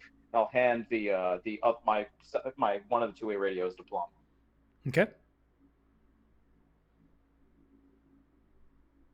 And then I will get out of the car, kind of go across the street, and just kind of casually loiter and try to blend into the crowd. The guy at the hot dog stand very clearly wolf whistles at you. I'll just ignore him. It's too real. Yeah. Yeah. 60s. Yeah. Alright, so then I guess I'll pull off and we'll go to make sure we can get some more gear. That's probably best. Like flashlights. So are you going to try to are you trying to drive like the hour back in traffic to the oldest house, or are you going to a like a military surplus store or where a hardware place? In all honesty, Yeah, we if should just go to a general store. yeah, if we just need some Yeah. binoculars, literally anywhere that will sell them, even if it's just like a crappy pair of kids' binoculars, it'll still do the job. Yeah, you drive about 10, 15 minutes out of the way, and sure enough, you see sort of a kind of a surplus store, and you head inside, grab some sort of, dark green, 8 times magnifying binoculars and, a couple of other little odds and ends. And Plum, you probably know this best, so I'll let you drive. Figure out where to park. Being difficult.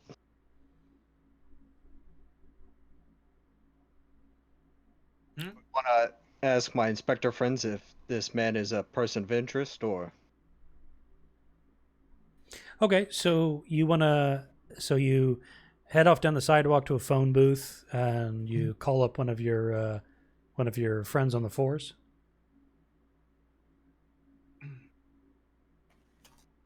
Are you going to make me give him a name? Oh no! I just wanted to make sure that's what you were doing. Is that what we want to do? Or do we have any other questions that we would want to ask? That I know of. Figure out who this guy is. Oh, go ahead. See if there's any missing person reports for whatever the fucker's name is.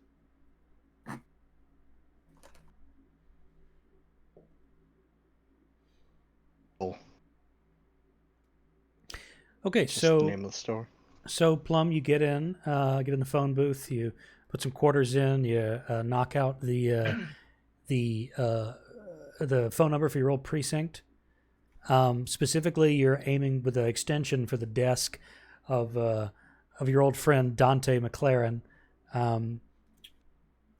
Used to be he's an investigator like you, but he works in the department that deals with arson.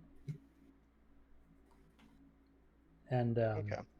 you get a couple of rings, and then you hear a line pick up. Yeah, what can I do for you?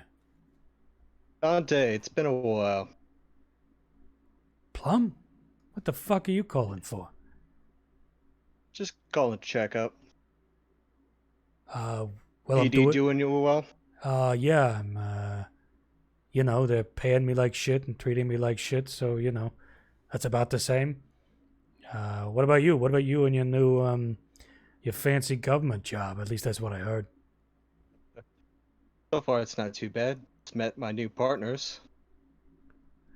They're real handiwork. Oh, yeah. You got some, what is it, like, foreigners or something? Eccentrics. Oh, like Jews.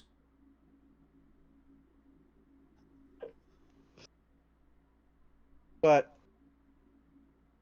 I'm working this case, and I want to know if you have any information about him. I'll give the description of the man, the Japanese American person of interest. Okay. Japanese guy, tan suit. You said he was probably 30? Thereabout. Yeah. Let me see. Give me a second. Hey, Brenda!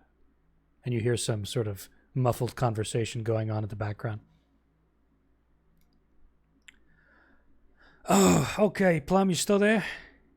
Yep. You are never gonna believe this, but you have stumbled on the description of one of our boys. If what you're describing is what this guy looks like, that's a detective with the homicide department. It's Porter Amano. He's a recent hire. He's businesslike. I've met him once. Seems like a decent enough cop, but he's not a person of interest insofar that, he's the only Jap I've seen on the force. So, See, What's So is he working like a in person or? I don't fucking know. I'd have to dig into the files or something. And technically, they're not even mine. You know. Was it? Hey, wait a minute. Wait a minute. You call me up out of the blue from your cushy government office, okay? And you want me to do your work for you? Like what? What do I get out of this, huh? Beer. I got a beer stashed in my desk. Like there's got to be what you got to give me more than this, Plum. Otherwise, I'm going to tell you to piss off. You can go back to your eccentric Jewish friends or whatever, and have a good time. Puffing your cigars. Unless you Well, unless you're too good for unless you're too good for us these days.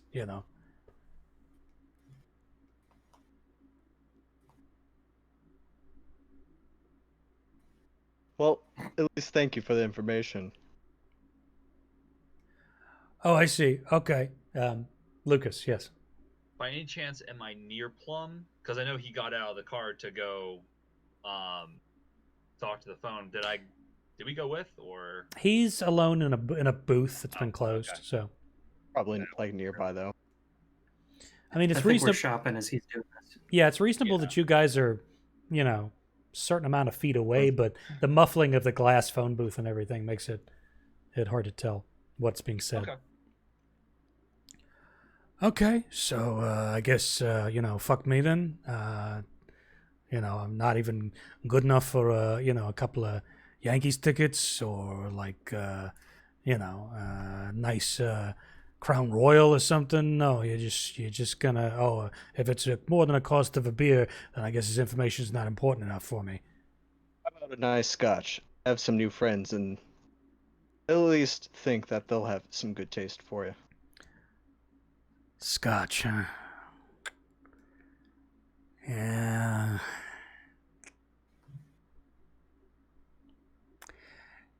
You give me the good stuff, like fucking Irish peat moss ass whiskey, then like we're in business.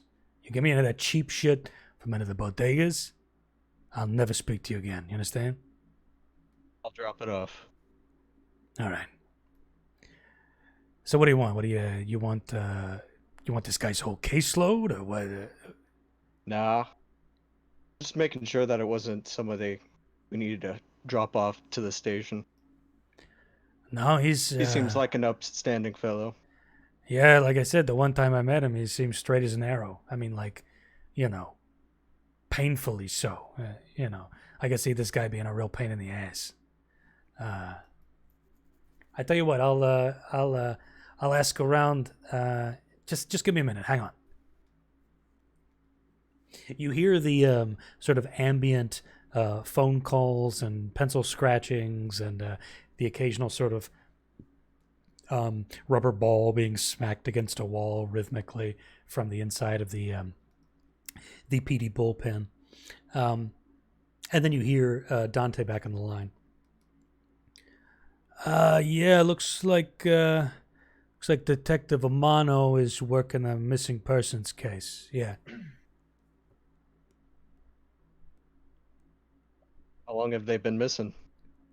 Any known associates? Hold on a second. I got a copy of the report here. Okay. The report was filed. It was yesterday, 10 a.m. Friday. Yeah, by sorry, I can't make out this chicken scratch. Aretha Hamaker or whatever. It's His daughter? yeah, at least that seems to be what it looks like. Yeah, on a Daniel Hamaker. Let's Did see. expect foul play? No, it's pretty cut and dry, this one. Seems like the guy just hasn't been seen in a couple of days, and his daughter's concerned about him. From what I gather here, hold on, let me take a look at Huh. Okay. Let's see. This Hamaka guy, 47, sort of gray hair, kind of short cropped, green eyes. Let's see. The daughter didn't see him for a couple of days. Called about 6 o'clock Wednesday, September 4th. Apparently about a dinner appointment or something. Didn't get any call back. Says that same evening she stopped by the store, found no trace of her father. Let's see. Do they have a location for that dinner date? Yeah. Let's see here. Yeah, it looks like they were going to Tallulah's on 5th. I'll write that down. Yeah, they had some, reservations or whatever, I guess. And that seems to be the long and the short of it. I mean, there's not a lot of detail here. It's pretty early goings. Let me see. Oh, wait. Hold on. Okay. Let's see. According to interview done with AH, that's Aretha, I'm assuming. The interviewee claimed to have found the shattered remains of a light bulb on a backroom table underneath one of the antique pieces. It says some kind of lamp here. Write But that down. apparently that was all that was out of place in the shop. I see. That's definitely worth the whiskey I'm giving you. Well, yeah, it better be. I mean, it's not like I got my own job here. You'll see them soon. Yeah, I better. All right, Plum, you go back to your cushy gig. I'm gonna go back busting my ass like the rest of us. If you keep on letting them, they will. Hey, fuck you. I hang up. The line goes dead. Head back to the car. Meet up with everyone. I guess by this point in time, Ada and I are back with a single pair of binoculars. Whatever little odds and Couple of ends you need. flashlights. Yeah, I mean, pretty much standard issue stuff. Duct tape. Oh boy.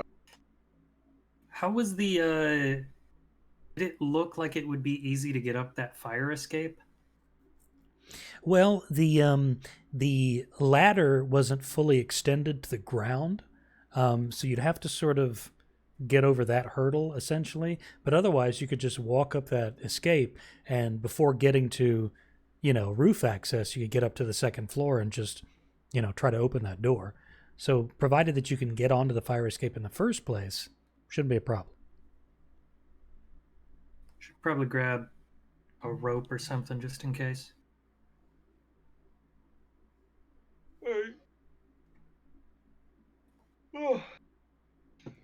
Duct tape, rope, flashlights. This isn't binoculars. This isn't suspicious. Sounds like a good night. People, separate trips. What was that, Ross? Yeah. Yeah, no, he's out again. This Yeah. is what happens when you play D&D online. Yep.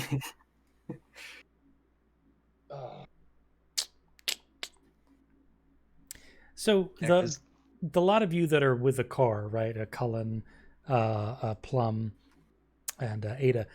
So you've got your sort of standard issue breaking and entering supply kit, and you've got that together. Yeah. Reese, still can't hear you. Yeah. So, you guys are ready. You guys are back at the Lincoln Continental. Plum, I assume you share that information with the rest of the group. Especially like the dinner meeting. Might see if he made it to the reservation, and then we might be looking for a lamp, because all that was left was a broken light bulb. And that All right. broken light bulb might have been the catalyst for his disappearance. Should we buy a light bulb? Do we know what type of light bulb it is? We're talking antiques here, right? Right. Wouldn't know without seeing the lamp. Am I back? Can you all hear me? Yes, I can hear you. Yeah. Yes. Yeah, I think my earbuds keep dying in addition to, Oh. or at the very least, the inactivity is causing the one that's actually getting the noise to decide to Talk all the stop time. broadcasting. Well, let's test that. So you are back across the street from Hamaker's Antiques while they went off on their supply store run. So you notice. So you guys have been gone. The others have been gone for about 30 minutes now, and you see, Reese, that Aretha and the man in the tan suit make their way outside of the store. You see Aretha locking the door from the outside, and the two of them are making, what sounds like polite but serious conversation, right? It doesn't appear to be any sort of agitation between the two of them. And they begin to separate, but then the man in the tan suit turns and asks Aretha something, to which she, nods, and then he and her go together off down the street and around the block. I would like to shadow them for a little bit, like from the other side of the street. Okay, give me a stealth check. Oh boy, things I'm definitely great at, guys. That's actually a 13, not bad. Okay, let's see here. Me and my -1 dex, but actually having proficiency. I'm just the -1. Oof. I'm a detective. I don't go undercover.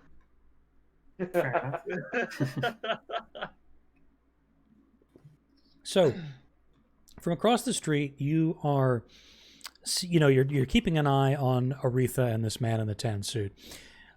It looks like as you're rounding the corner and you see them making their way across the street on the perpendicular side, you can see that it looks like the man in the tan suit is escorting her to her car. Okay. Yeah, and he's sort of standing nearby, and as she is getting into the driver's seat, you see him sort of turn and give a kind of a general scan of the environment, and for a brief moment, he locks eyes with you. All right. And when and that then happens, and I'm then going to look- give him. Okay.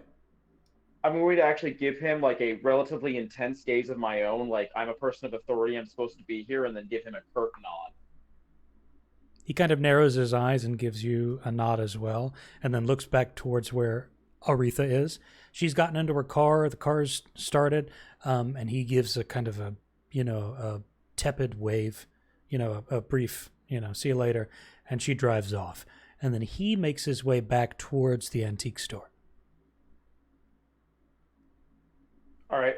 I'm actually going to approach him as he does, and kind of fall into step beside him. And I'm not going to say anything if he. So how close are you to him? Like I will be approaching him, like getting across the street as Yeah. safely and just kind of briskly as I can until I'm like basically shoulder to shoulder with him. Okay. Like not trying to hide at all anymore. Yeah. So the two of you are walking down the sidewalk. You've made it past Hamaker's Antiques, and you are now just sort of walking down the sidewalk. As you sidle up next to the man in the tan suit, without looking at you, he says, "Can I ask your interest in this case?" I'm with the Bureau, taking some interest in it. What does the FBI have interest in this for? We suspect foul play. I suspect you are not who you say you are. Can I see some ID, please? Unfortunately, I cannot. I'm supposed to be undercover, but I can tell that you are also a person of the law. And so I decided that it might be best to make contact, see if we could share information. He reaches his hand into his inner jacket pocket and pulls out, flips it open. Sure enough, that is a New York Police Department detective badge and identification.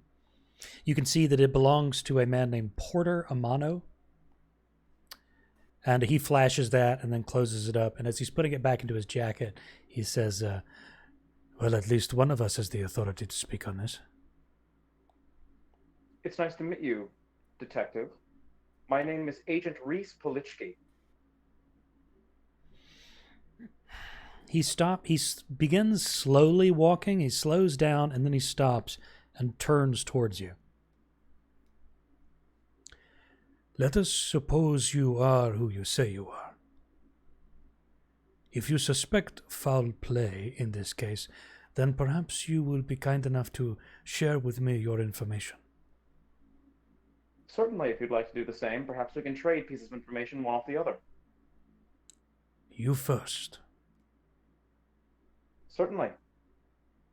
We're aware that Mr. Hamaker disappeared, according to his daughter when she called in. However, there's no evidence to suggest that he's really gone.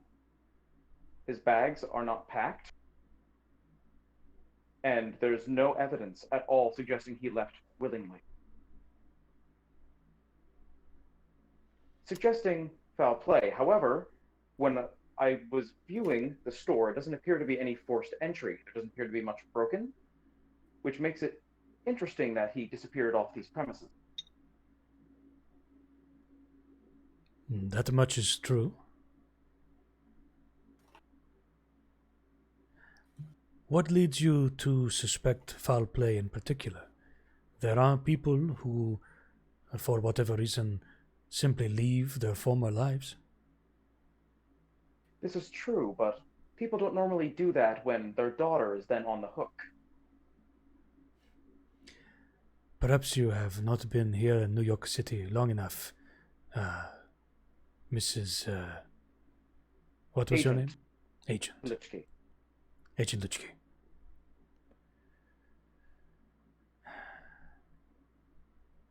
Have you contacted the department to take a look at Hamaker's premises? My partners are on that as we speak. I've been ordered to keep an eye on the place. And so when I saw you and those apparently Irish gentlemen interacting earlier, I became curious. Had them go on ahead. I see. If you don't mind, I would like to exchange more information about this case. Perhaps you will accompany me to the precinct department? Certainly, but I would like to keep this premises under watch for as long as I can. Perhaps when my partners arrive back, if you'd allow me, I can radio them. Then perhaps when they arrive back, I can go with you to the department. Fair enough, but please remove your radio slowly. Certainly.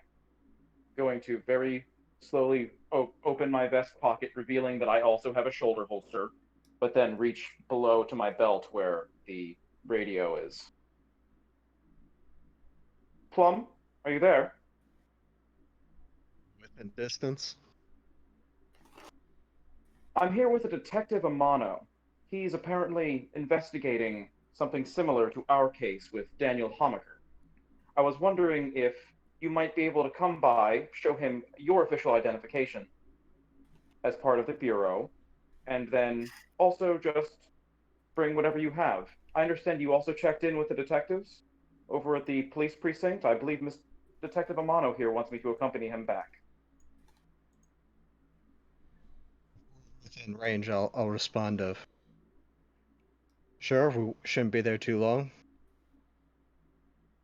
Yeah, you guys in the Continental's probably like 2 blocks away. You're pulling into the area right now, so you're within radio range.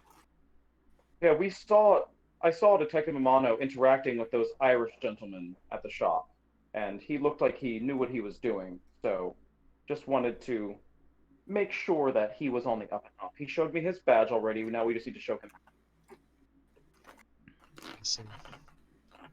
I'll make my way over. And then I'll Okay, make my way over. so you park, you head this way, and he's basically giving you a long look. Very clearly, you can see that Detective Amano is hesitant, he's guarded, suspicious, but not in a way that is, you would say, jumpy. There's a kind of a snake's-like patience about him, where there's a kind of a tension there where you can be sure that if he wanted to end this confrontation, this exchange between the two of you, he absolutely would, and would probably do so quicker than you could see. He is exuding the air of a man who is professional and efficient, and is serious business, quote unquote. So as you approach Plum, he actually stops you. He sort of holds his hand up, stops you about 3 feet away. That's close enough. Your identification, please. Probably have been pulling it out of my pocket while I was walking up. We're from the Bureau. Just like Dante described you. He actually reaches his hand out, if you would, please, and gestures to take it. I'll hand it. He gives a long look at it and looks back at you.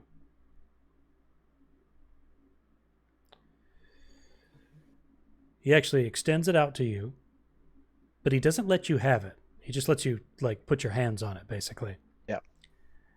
If this is a forgery, it is a very convincing one. And let's go. Still have my medal of exemplary service. Tap it with the badge. Go and forge a badge.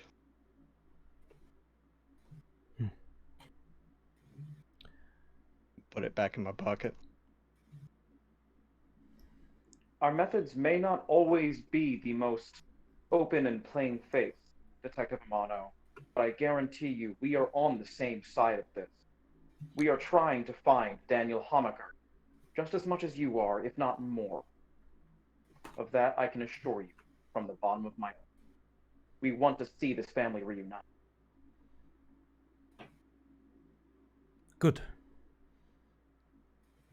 We shall see if that much is made clear. Now, Plum, was it? Yes. The two of you, you suspect foul play in the disappearance of Hamaker. Are you aware that the last person to see him alive was his accountant? That is not information I had access to, but I know that that Agent Plum here was doing a bit more research. Perhaps he can illuminate more. You see him grab what looks like a pretty standard flip pad notebook out of an inside pocket. He flips a couple of pages. Tuesday, September 3rd, 11 a.m. Daniel Hamaker is reported to have met with his accountant, Wyatt Sievert.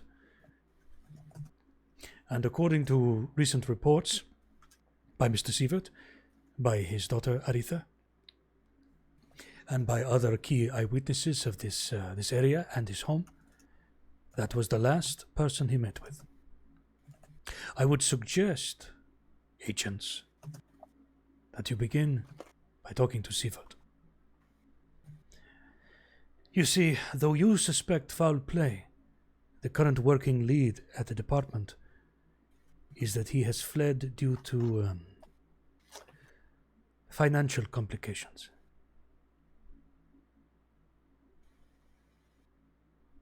I have seen some of his books, and it does seem that that would track.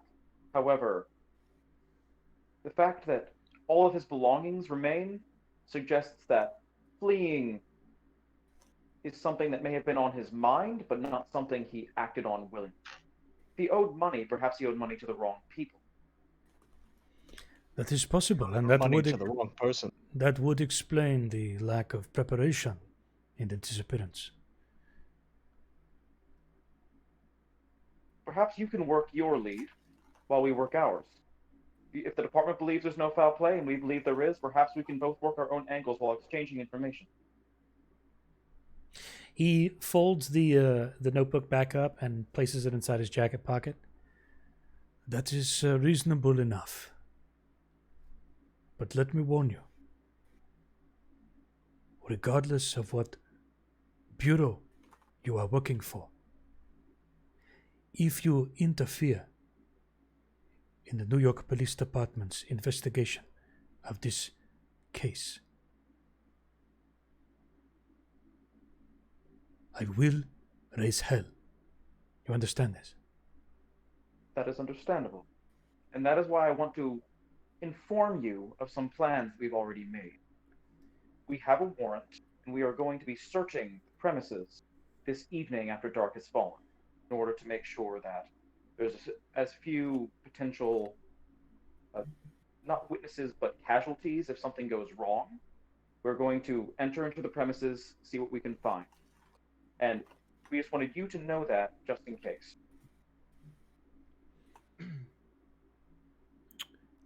I will radio my superiors at the precinct to let them know that this investigation is ongoing. But as for your average beat cop walking the streets, I do not believe that they will be on the same wavelength. Understandable. In that case, you are on your own. Fair enough. Thank you for your time, Detective. Plum? Miss. And he sort of briskly walks away.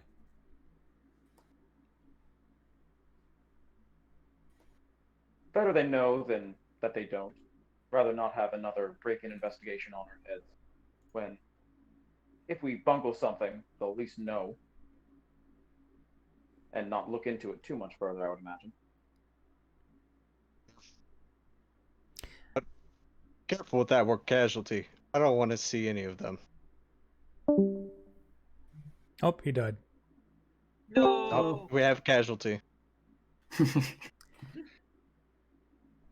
So the two of you, Reese and Plum, you guys are on a sidewalk on the same side as the Hamakra Antique Store, but you're, quite a long way away because you've traveled a bit and then stopped. But you can still make out roughly the sort of a slight kind of slice of the front of the Hamakra Antiques area. And as you're just standing there, having this conversation in the wake of Detective Amano's exit, you see rather suddenly a bright blue light, essentially like someone turned on a flood lamp, shoot out of the area that looks like the front window of the Hamakra Antique Store, right on across the street onto the opposite side, and it is frighteningly expansive and intense, and it hangs there, shooting out blue light, solid blue light out for about 10 seconds, and then it winks out. Any noise or just the light? No noise, just the light. I I'm going to look imagine over at Plum that- and just say, well, I imagine that's some probable cause now, isn't it? No time like the present. I'm guessing Ada and I can see this because we're still in the car staking out. Absolutely. Turn to Ada. Let's fucking go. All right.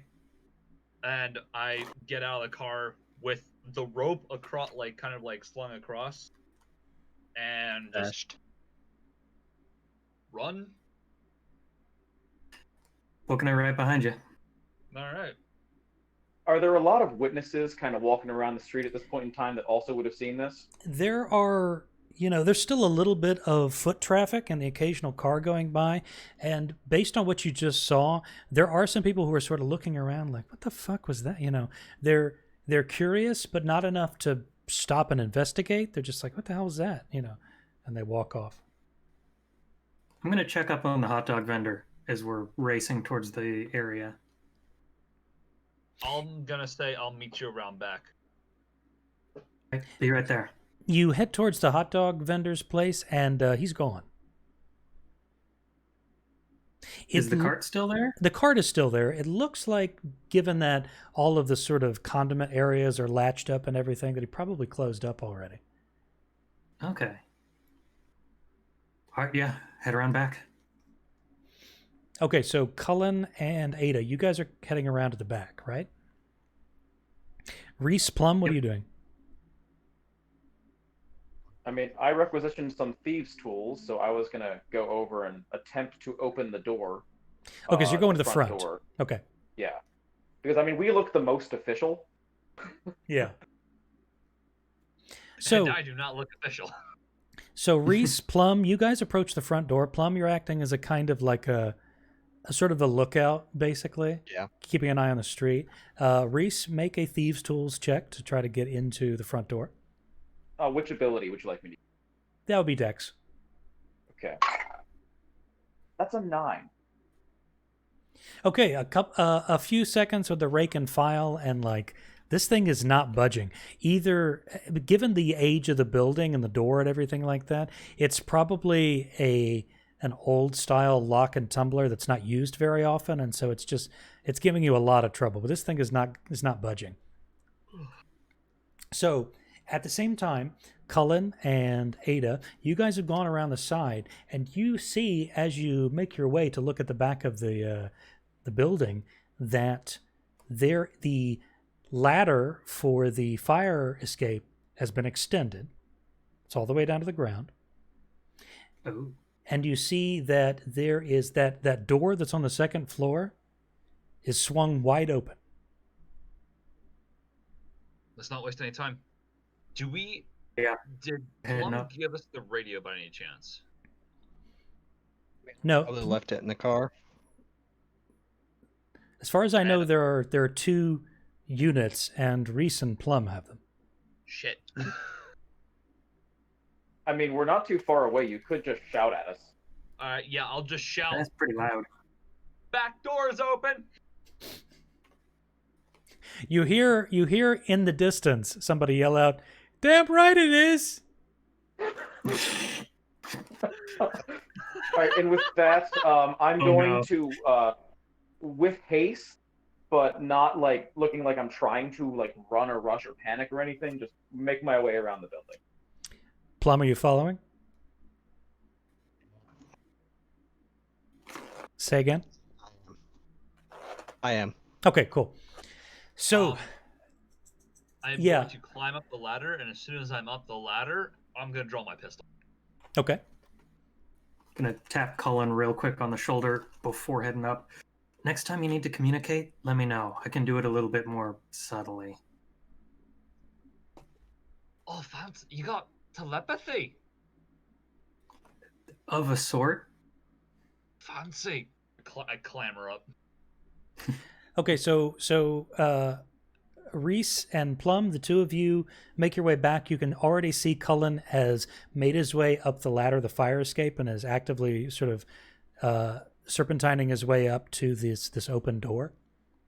Ada, are you following? I'm right behind climbing the ladder. Okay. one of the flashlights out and ready. Okay, so Cullen, Or we got as you draw closer to the door, you see that it's very clearly been forcibly opened. Like the contact point between the, which is on the left-hand side, where the knob and the lock is with the frame, it's very clearly has been forcibly like burst open, as if somebody has used some kind of implement, or maybe even their foot basically to kick this door open, because you can see there's splintered wood and the handle and everything like that are kind of bent and off kilter. So it's been essentially kicked open from inside. No, from the outside. Oh, okay. Yeah, because it's swung inward. Yeah. Okay, I thought it was swung outward. No. All right, I'm going to give this. I'm going to tell Ada. It looks like it was broken in, and this is when I am going to take out my pistol, and I would like to peek inside.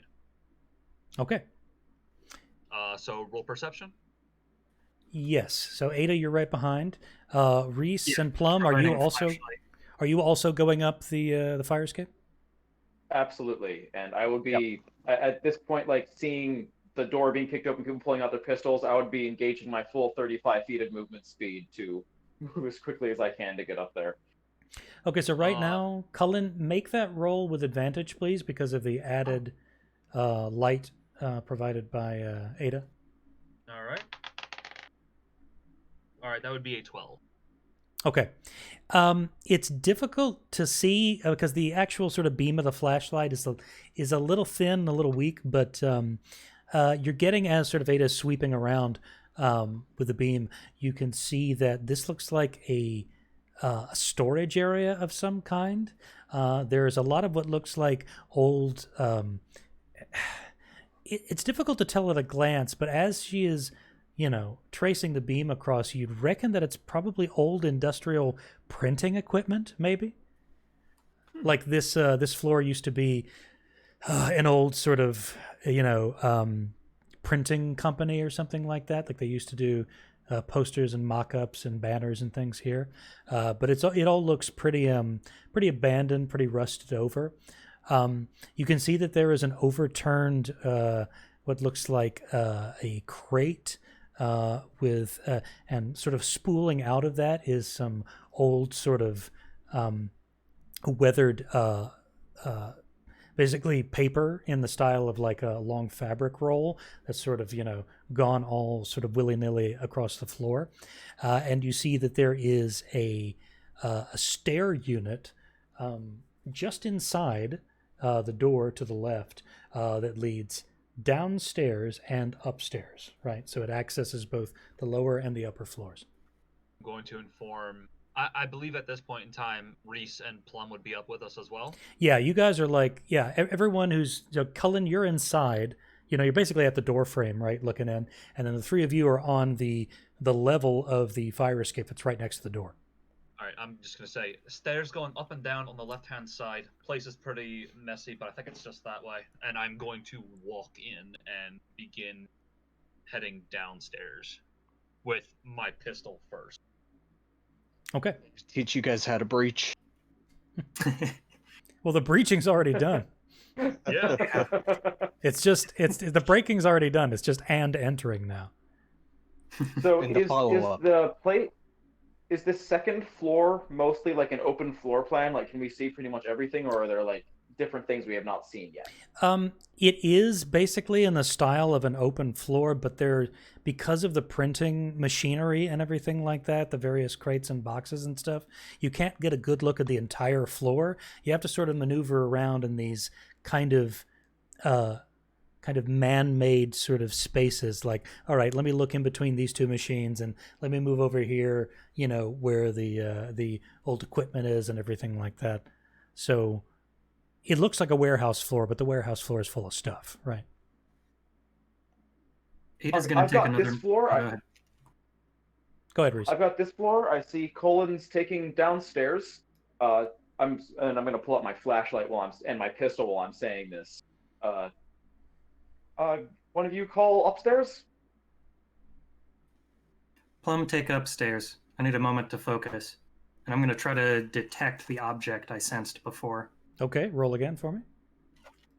You You go vaporwave. Here we go. you go 16. you go full Go for vaporwave. No. And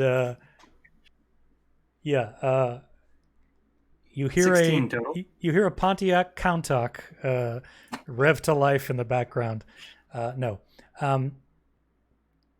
So you sense that there is a very strong but fading, as if somebody.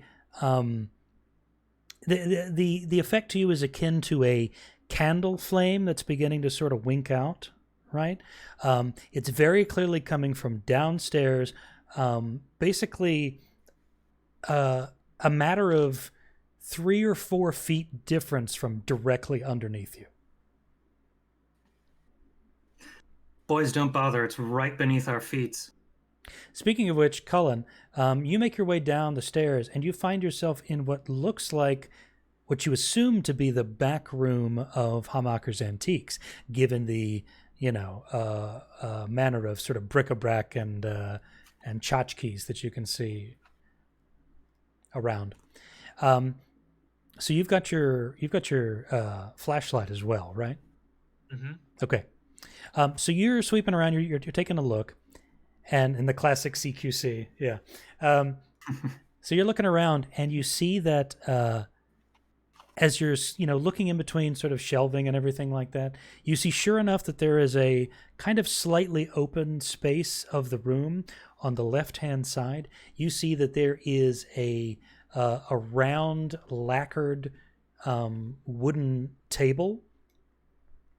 On that table, you can see a interesting looking lamp. Now that lamp, there's actually there is a picture in the Mission Media channel. It's sort of like it's clearly made out of a kind of a burnished metal. There's a kind of a twisting tree trunk like aesthetic to the actual base of the lamp, and then the shade is actually made of some kind of stained glass material. Oh, it's gorgeous. Yeah, and you see that. You see there are the shattered remains of what look like a light bulb, both on the table underneath the lamp and on the floor. And just slightly further away from the table than that, you see what looks like a crowbar lying on the floor. I'm going to call up and say, chaps, I've found the lamp, because we did know about like this whole light bulb thing beforehand from Well, Plum shared that information with you from the report. Yeah. So I'm just gonna call up, and I am going to move slowly in. Okay. Ada's gonna rush down the steps. All right, careful here. Nobody look at it. Don't approach it. We need a moment to figure out what's going on. Don't touch me. I'm sterile. I would like to do I guess an investigation check on like the crowbar, like see, or I guess a perception check to see what's kind of more around the area. Like, is there somebody else nearby? Okay, well then, yeah, if you want to just do a general look, we'll do perception. All right. 8. It's pretty dark in here, and it's pretty full of antique crap, so as far as you know, you guys, the 4 of you, are the only ones here. But there's someone else in the house. Or is there? Oh, fuck. Shit, is that 2 what set off broken the light bulbs.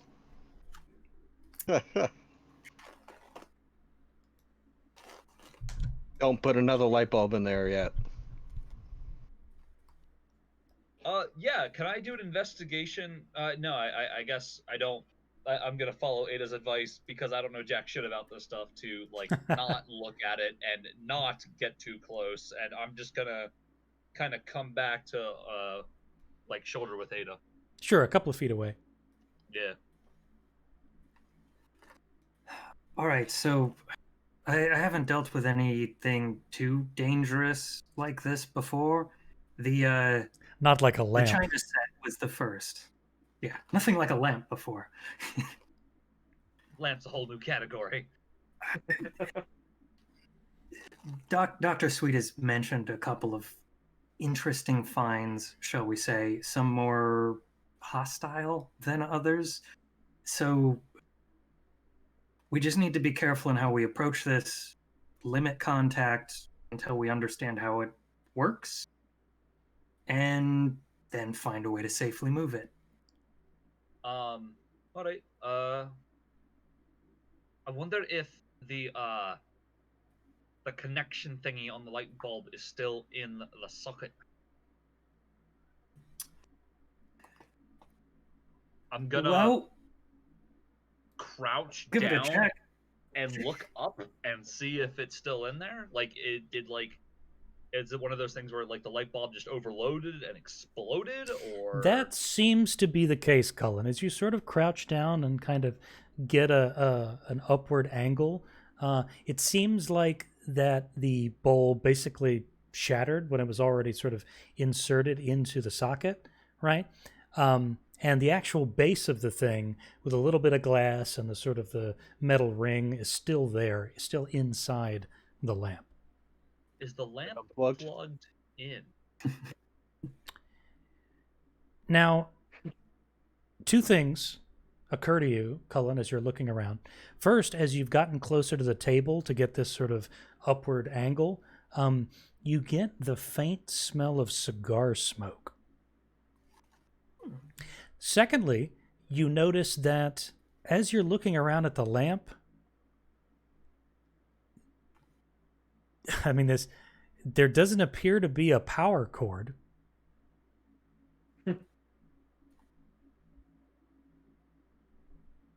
I mean, I am going to relay this. I'm just like, I smell smoke. Cherry? It's a fucking cigar, Ada. And there's no cord. I guess They that makes have, moving my it God. easier. Oh yeah, but yeah, this thing's definitely an altered. Kinda gonna go. Make sure I'm not crazy while I'm looking at it. No, you do a cool, you look around and for the most part, like almost 360 degrees around this lamp, no cord trailing off of it. All right, well, good news. At this point- Cullen's been looking at it for a little bit, so it's not activated by looking at it. At this point, I'd like to have come down the stairs, and I would like to look at the lamp and try to access my memory banks to see if it's either similar or anything that might be in the logs I've researched at the Bureau. Okay, give me a history check. Natural 20, so total 25. Woo! Very good. First The- 20 of the session. The Bureau has been in operation for a little while, but they've only been in operation with you at the oldest house for about 4 years. They moved in 1964. And their records only became sort of seriously, detailed and professional around the sort of the middle 50s, when the Bureau was actually beginning to sort of form into a proper entity. And you have read one or two reports of objects like this, of appliances that have some kind of paranatural energy to them. You haven't seen this particular piece or anything that matches this description, but you'd gather that given its lack of a power cord, given its, showing up in an antique shop, it's probably one of these sort of altered appliances. Anything with like a blue ray of light that might cause people to disappear? Nothing whatsoever.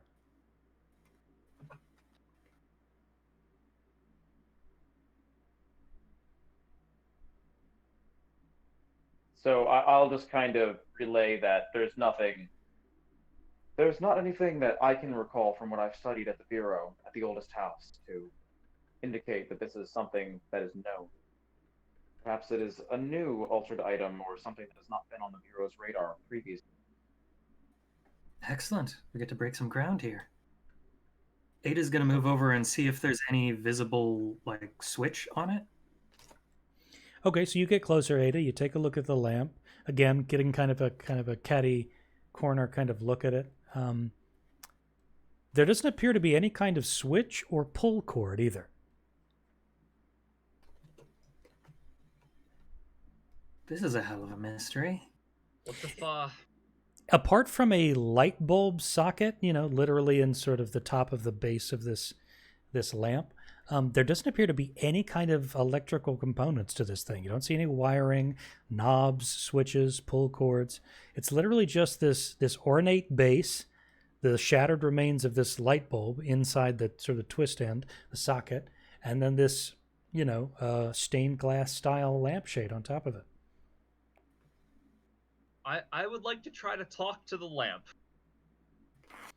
We've reached that point of the game. Okay. We've reached that point of the game. Well, no, because I smell the cigar smoke. Mm-hmm. To be like, Mr. Amaker? Are you in there? Nothing but silence. Oh, well, I tried. Things have happened. I would like to take a look at the light bulb itself. Mm-hmm. Is it of a modern design? Is it an era? Would there be any of that in the shop, or is there any indication that this light bulb might be regenerating? From the present, so you're taking a look at the specifically the light bulb, the pieces on the table, and the remains of the base in the socket. It appears to be, from what you can gather, a standard fluorescent light bulb, like the kind that you'd pick up in a hardware store or something. Just down the street. The filament, it looks like, is still intact, but apparently the glass around it has shattered. And as far as you can tell, the glass, that's still jutting out from the very base of the thing doesn't seem to be changing at all. It just appears to be sort of a conventional broken light bulb. Did it look hot or burned? The filament is dark, and there doesn't appear to be any burn. I'm saying the glass. Does the glass look burnt? Oh, the glass pieces? No, actually. Yeah.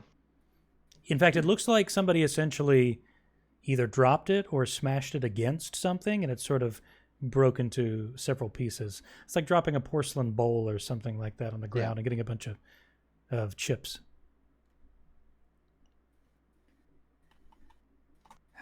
Well, is there anything underneath the table? Underneath the table currently, no. I mean, there's a piece of glass here and there from the bulb, but other than that, no. But you say...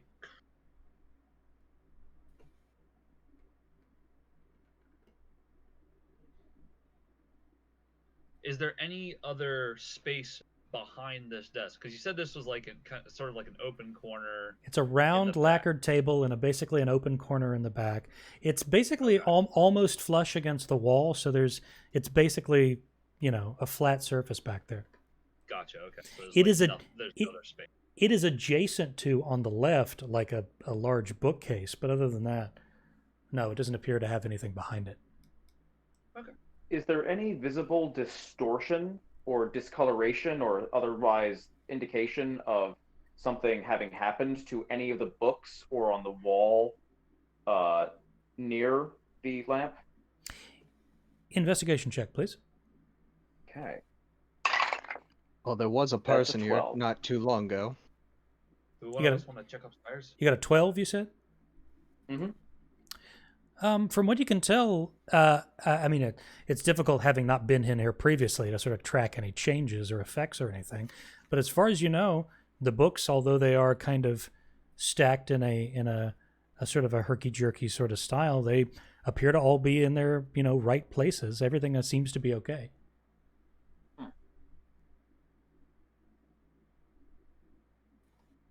Sir, Well, you were saying something, Lance? Yeah. Well, there was a person here not too long ago. You were chasing them. Mm. The gamble is, do we want to try to activate the lamp to see where it goes, or just bag the lamp? That assumes it goes anywhere. I would prefer That's- to bag it that's the and risk. return it to the bureau. Yes. Hi. But then who was trying to bag the lamp before? There's a My guess crowbar would- on the ground. Let's maybe do a little more searching. I'll head upstairs. Sounds good. Um, I'll keep an eye on this thing. Before you do so, you hear the sound of footfalls close to the staircase.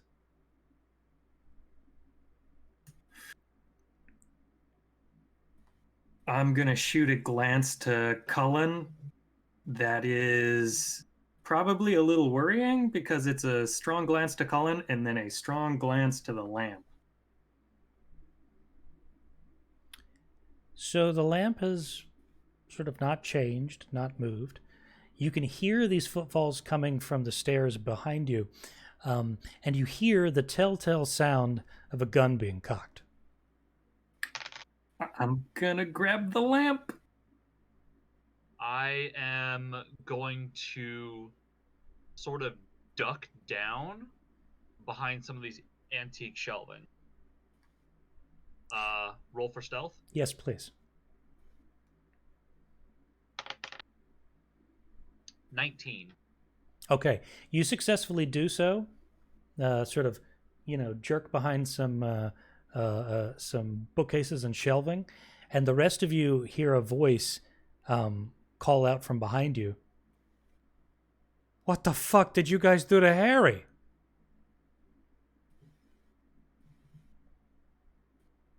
Well, I'm going to go over to the doorway, and I'm going to have a gun visibly in my hand, but down at my side, and kind of raise up a placating hand and say, "We don't know what happened to Harry. There's a crowbar on the ground over here. What's your name?" This guy, who you can see, kind of a short, slender guy with dark hair that's under sort of a balaclava that's been sort of rolled up and used as a kind of a cap. Dark shirt, jeans, boots.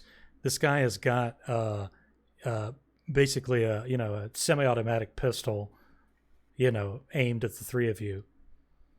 And he instantly sort of puts the gun farther up. Hey, back the fuck off. If I backed off, will you come down the stairs and see what I'm saying is the truth? You send Harry back up here. Harry is not here. You see there's a brief twinge of emotion on the man's face, and then you see him, he sort of straightens his gun out and he says, "Well, I guess we won't be needing you anymore, will we?"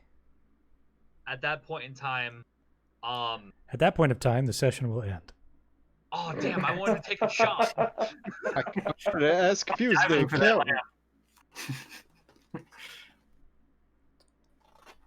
Okay, so the lot of you are now in a sticky situation.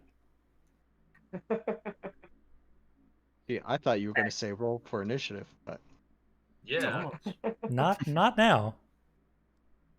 Probably the very start of next session. Yes, maybe the start of the next session. Yeah. Okay, so that's our second session, our continuation with the Tongues of Men and Angels. This is our sort of feedback section. How did everybody feel about the session tonight? It was a lot more mystery based, and it kind of got more and more suspenseful, but it was kind of like stuck trying to figure out, what's going on, or how do we get around these actual obstacles, because I can't flash a badge and say, "Let me in." Right. Yeah. We've definitely moved into, the what's going to be a recurring part of these sessions, especially in the first half of the investigations, which are the kind of the Call of Cthulhu mode, where you're like, I just got to get information, I got to figure out how to get in there and how to get what I need to know, and try to make sense of the whole thing. Let me in. Yeah. Legalize ranch. Yeah.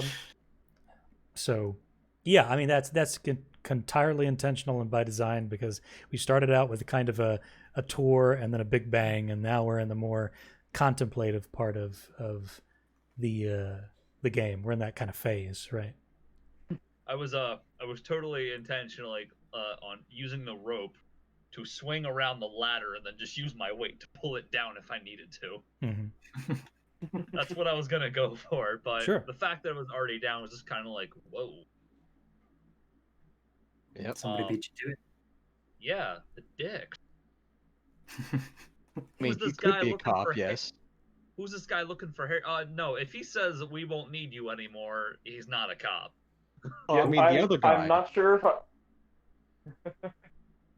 Oh yeah, Amano. No, not Amano. Harry. This guy who says where's Harry? Because we don't know him at all. We just know he's a short guy. Like, I don't know. Like, I instinctively, the minute he said that, Colin's first instinct was like, all right, let's just shoot this guy. Yep. Not because, like, oh, I don't care, but, oh, he's being threatening. I've been in this situation more than once. Let's start shooting first. Reese is programmed to be a bit more diplomatic. Right. Well, to be fair, I did wait for you guys to be diplomatic. He doesn't even know I'm there yet. I mean, I wouldn't blame Cullen. I mean, like, you spend enough time around people who blow things up for a living, like, exactly. You cultivate a kind of suspicion. Yeah, it's just like, yeah, he's being super suspicious. He's not willing to reason, which I don't blame him, but I'm not willing to let A, me get shot, or B, let you guys shot, because that would lead to me being shot.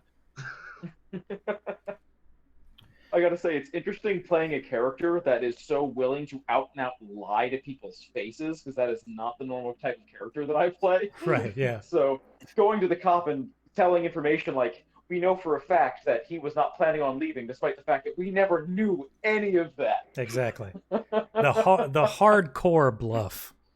Yeah. Just bullshitting on the fly. That's not the type of character I normally play, so it's interesting. And if PLUM had not been available to flash that badge, you might have gotten an escort directly down to the precinct. I mean, that's what I'm totally seeing that going. It's like, oh shit, do we have to bust Reese out of jail? Well, side quest. So that's the danger with getting involved. Yeah. So did the did the investigation portion seem to flow all right to you? Did you seem to gather enough information to feel like you had a handle on what happened, or? So, from my understanding and for the way like I know games, like when we were investigating the area of the altered, I feel like maybe there should have been a bit more sort of visual cues as for how exactly it worked, because we know it's not plugged in, and we know we know it has no power source, but outside of that, there's nothing specifically special about it. So it's like, okay, no, the bulb doesn't have like a blue tint to it, so it's not a special kind of bulb. And I feel like if we're going to go with like something if it would be something as such as flashy as that, maybe a bit more visual cues, like there's some kind of light reaching as well in the area, or the glass is still glowing from it. I don't know, because I don't play Control, but I would say that this normally if we're dealing with an altered item, or even sort of graduating from that, an object of power, there would be more sort of a lingering kind of surrounding effects, right? Residue. Yeah, if you will, right? Yeah. But this being a relatively mundane item in both in the way that it functions and in the way that it looks, right? You don't get that sort of that kind of flashiness, but by design. You've got that Okay, so one like sort of blue light, but other than that, so like basically like the more powerful it gets, the more yes. obvious it will be. Okay, all right, yeah, then that Well, makes sense. the more powerful it gets when it activates, like the more seriously the sort of fabric of reality or whatever is compromised in some way, and so the more obvious it is to tell that something has gone wrong. Right? Okay. Yeah. So yeah, so then ironically the more mundane items are harder to figure out and solve. Okay. Exactly. Yes. All right. Yeah, Yeah, no, I dig that. that's why they've actually got posters in the game where it's like, don't take office supplies home because we can't tell if it's an altered item or not. Yeah. Oh. Yeah. Some believe that like proximity to the oldest house or residing within it could also, like, because it's closer to other supernatural stuff, things Yeah. might leach into it, or they still The don't altered fully house. understand the process. The oldest house isn't altered. It's a little bit more than that. Yeah. What I I'm wasn't really A little more OOP. Yeah.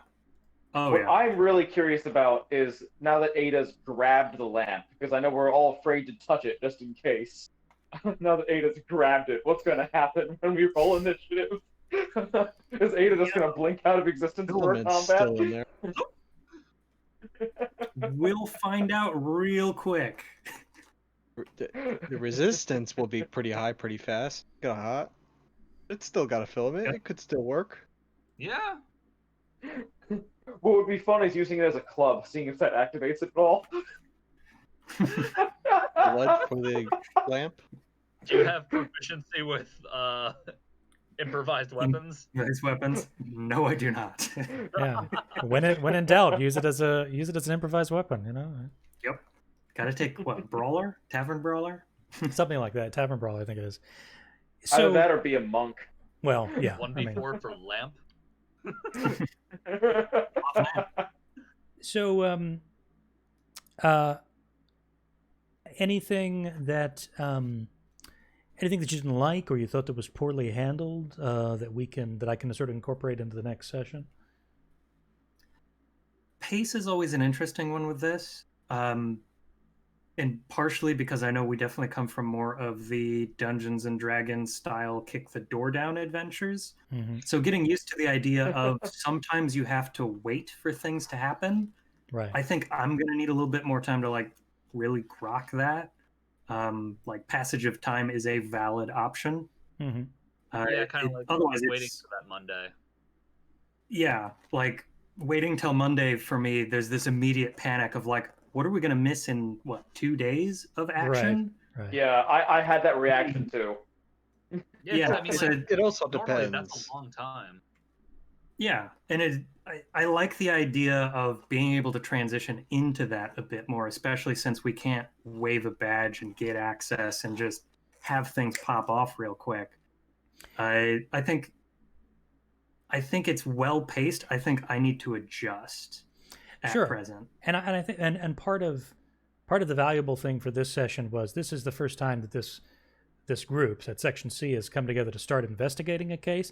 So it gives me an opportunity to sort of feel out what people's sort of natural endpoints are in terms of investigation, like where they start to putter out or where, the lulls start to happen and what to do in order to sort of steer that back on track and what have you. So it's an adjusting experience, to say the least, right? Okay. And so not only do you guys have to adjust, but I have to adjust to you in the process. So we're learning sort of together in that respect.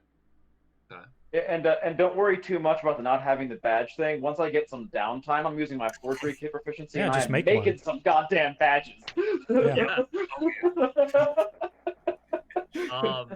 And once I get to a specific techie feat, trust me, I will be making y'all shiny red buttons. Because at a certain point, I can let people use it.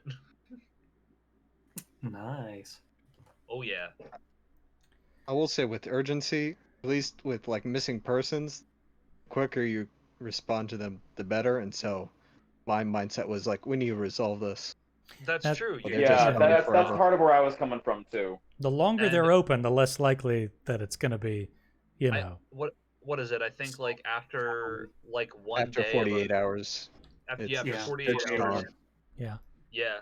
Like you're Mhm. not likely to find the person at all. Yeah. And as far as we're aware, he's been missing for like 3 days now. So Yeah. The police report said that Wednesday. Aretha filed it on Friday and called on Wednesday and checked and saw that he was gone. So as far as Yeah. she can tell, he's been gone since Wednesday, and it's now Saturday. Yeah. Yeah. And the last he was seen was on a Tuesday. Yeah. So. Yeah. It's not looking good, but It's all it's in an the- altered item, so who knows? Who knows? I kind there's a part of me that kind of wants this lamp to be like this portal to another reality, and then us have to jump into the other reality to get Chemiker out. I'm not sure if that's exactly how it's going to work, but there's a part of me that wants that. Question: Yeah, I've do, we, kind of been playing like a do we pocket have to- dimension. do we have to take light bulbs in with us then? To like how do we get out? Like what's in this dimension? Is there another lamp on the other side? Do we have Sounds to like we're break going to the hardware store. That's each to just find have out next week. light bulbs strapped across us On like Yeah, Dragon threads? Ball Z. A bandolier of light bulbs. Yeah. Yeah. We gotta make sure we're kitted out, son. And I guess we'll find out next time. Thank you guys for joining me. Now, stay on the call. We're going to figure out when the next session is, but let's all wave goodbye to the viewers now. Goodbye. Ross's grandma. Bye, Ross's Grim.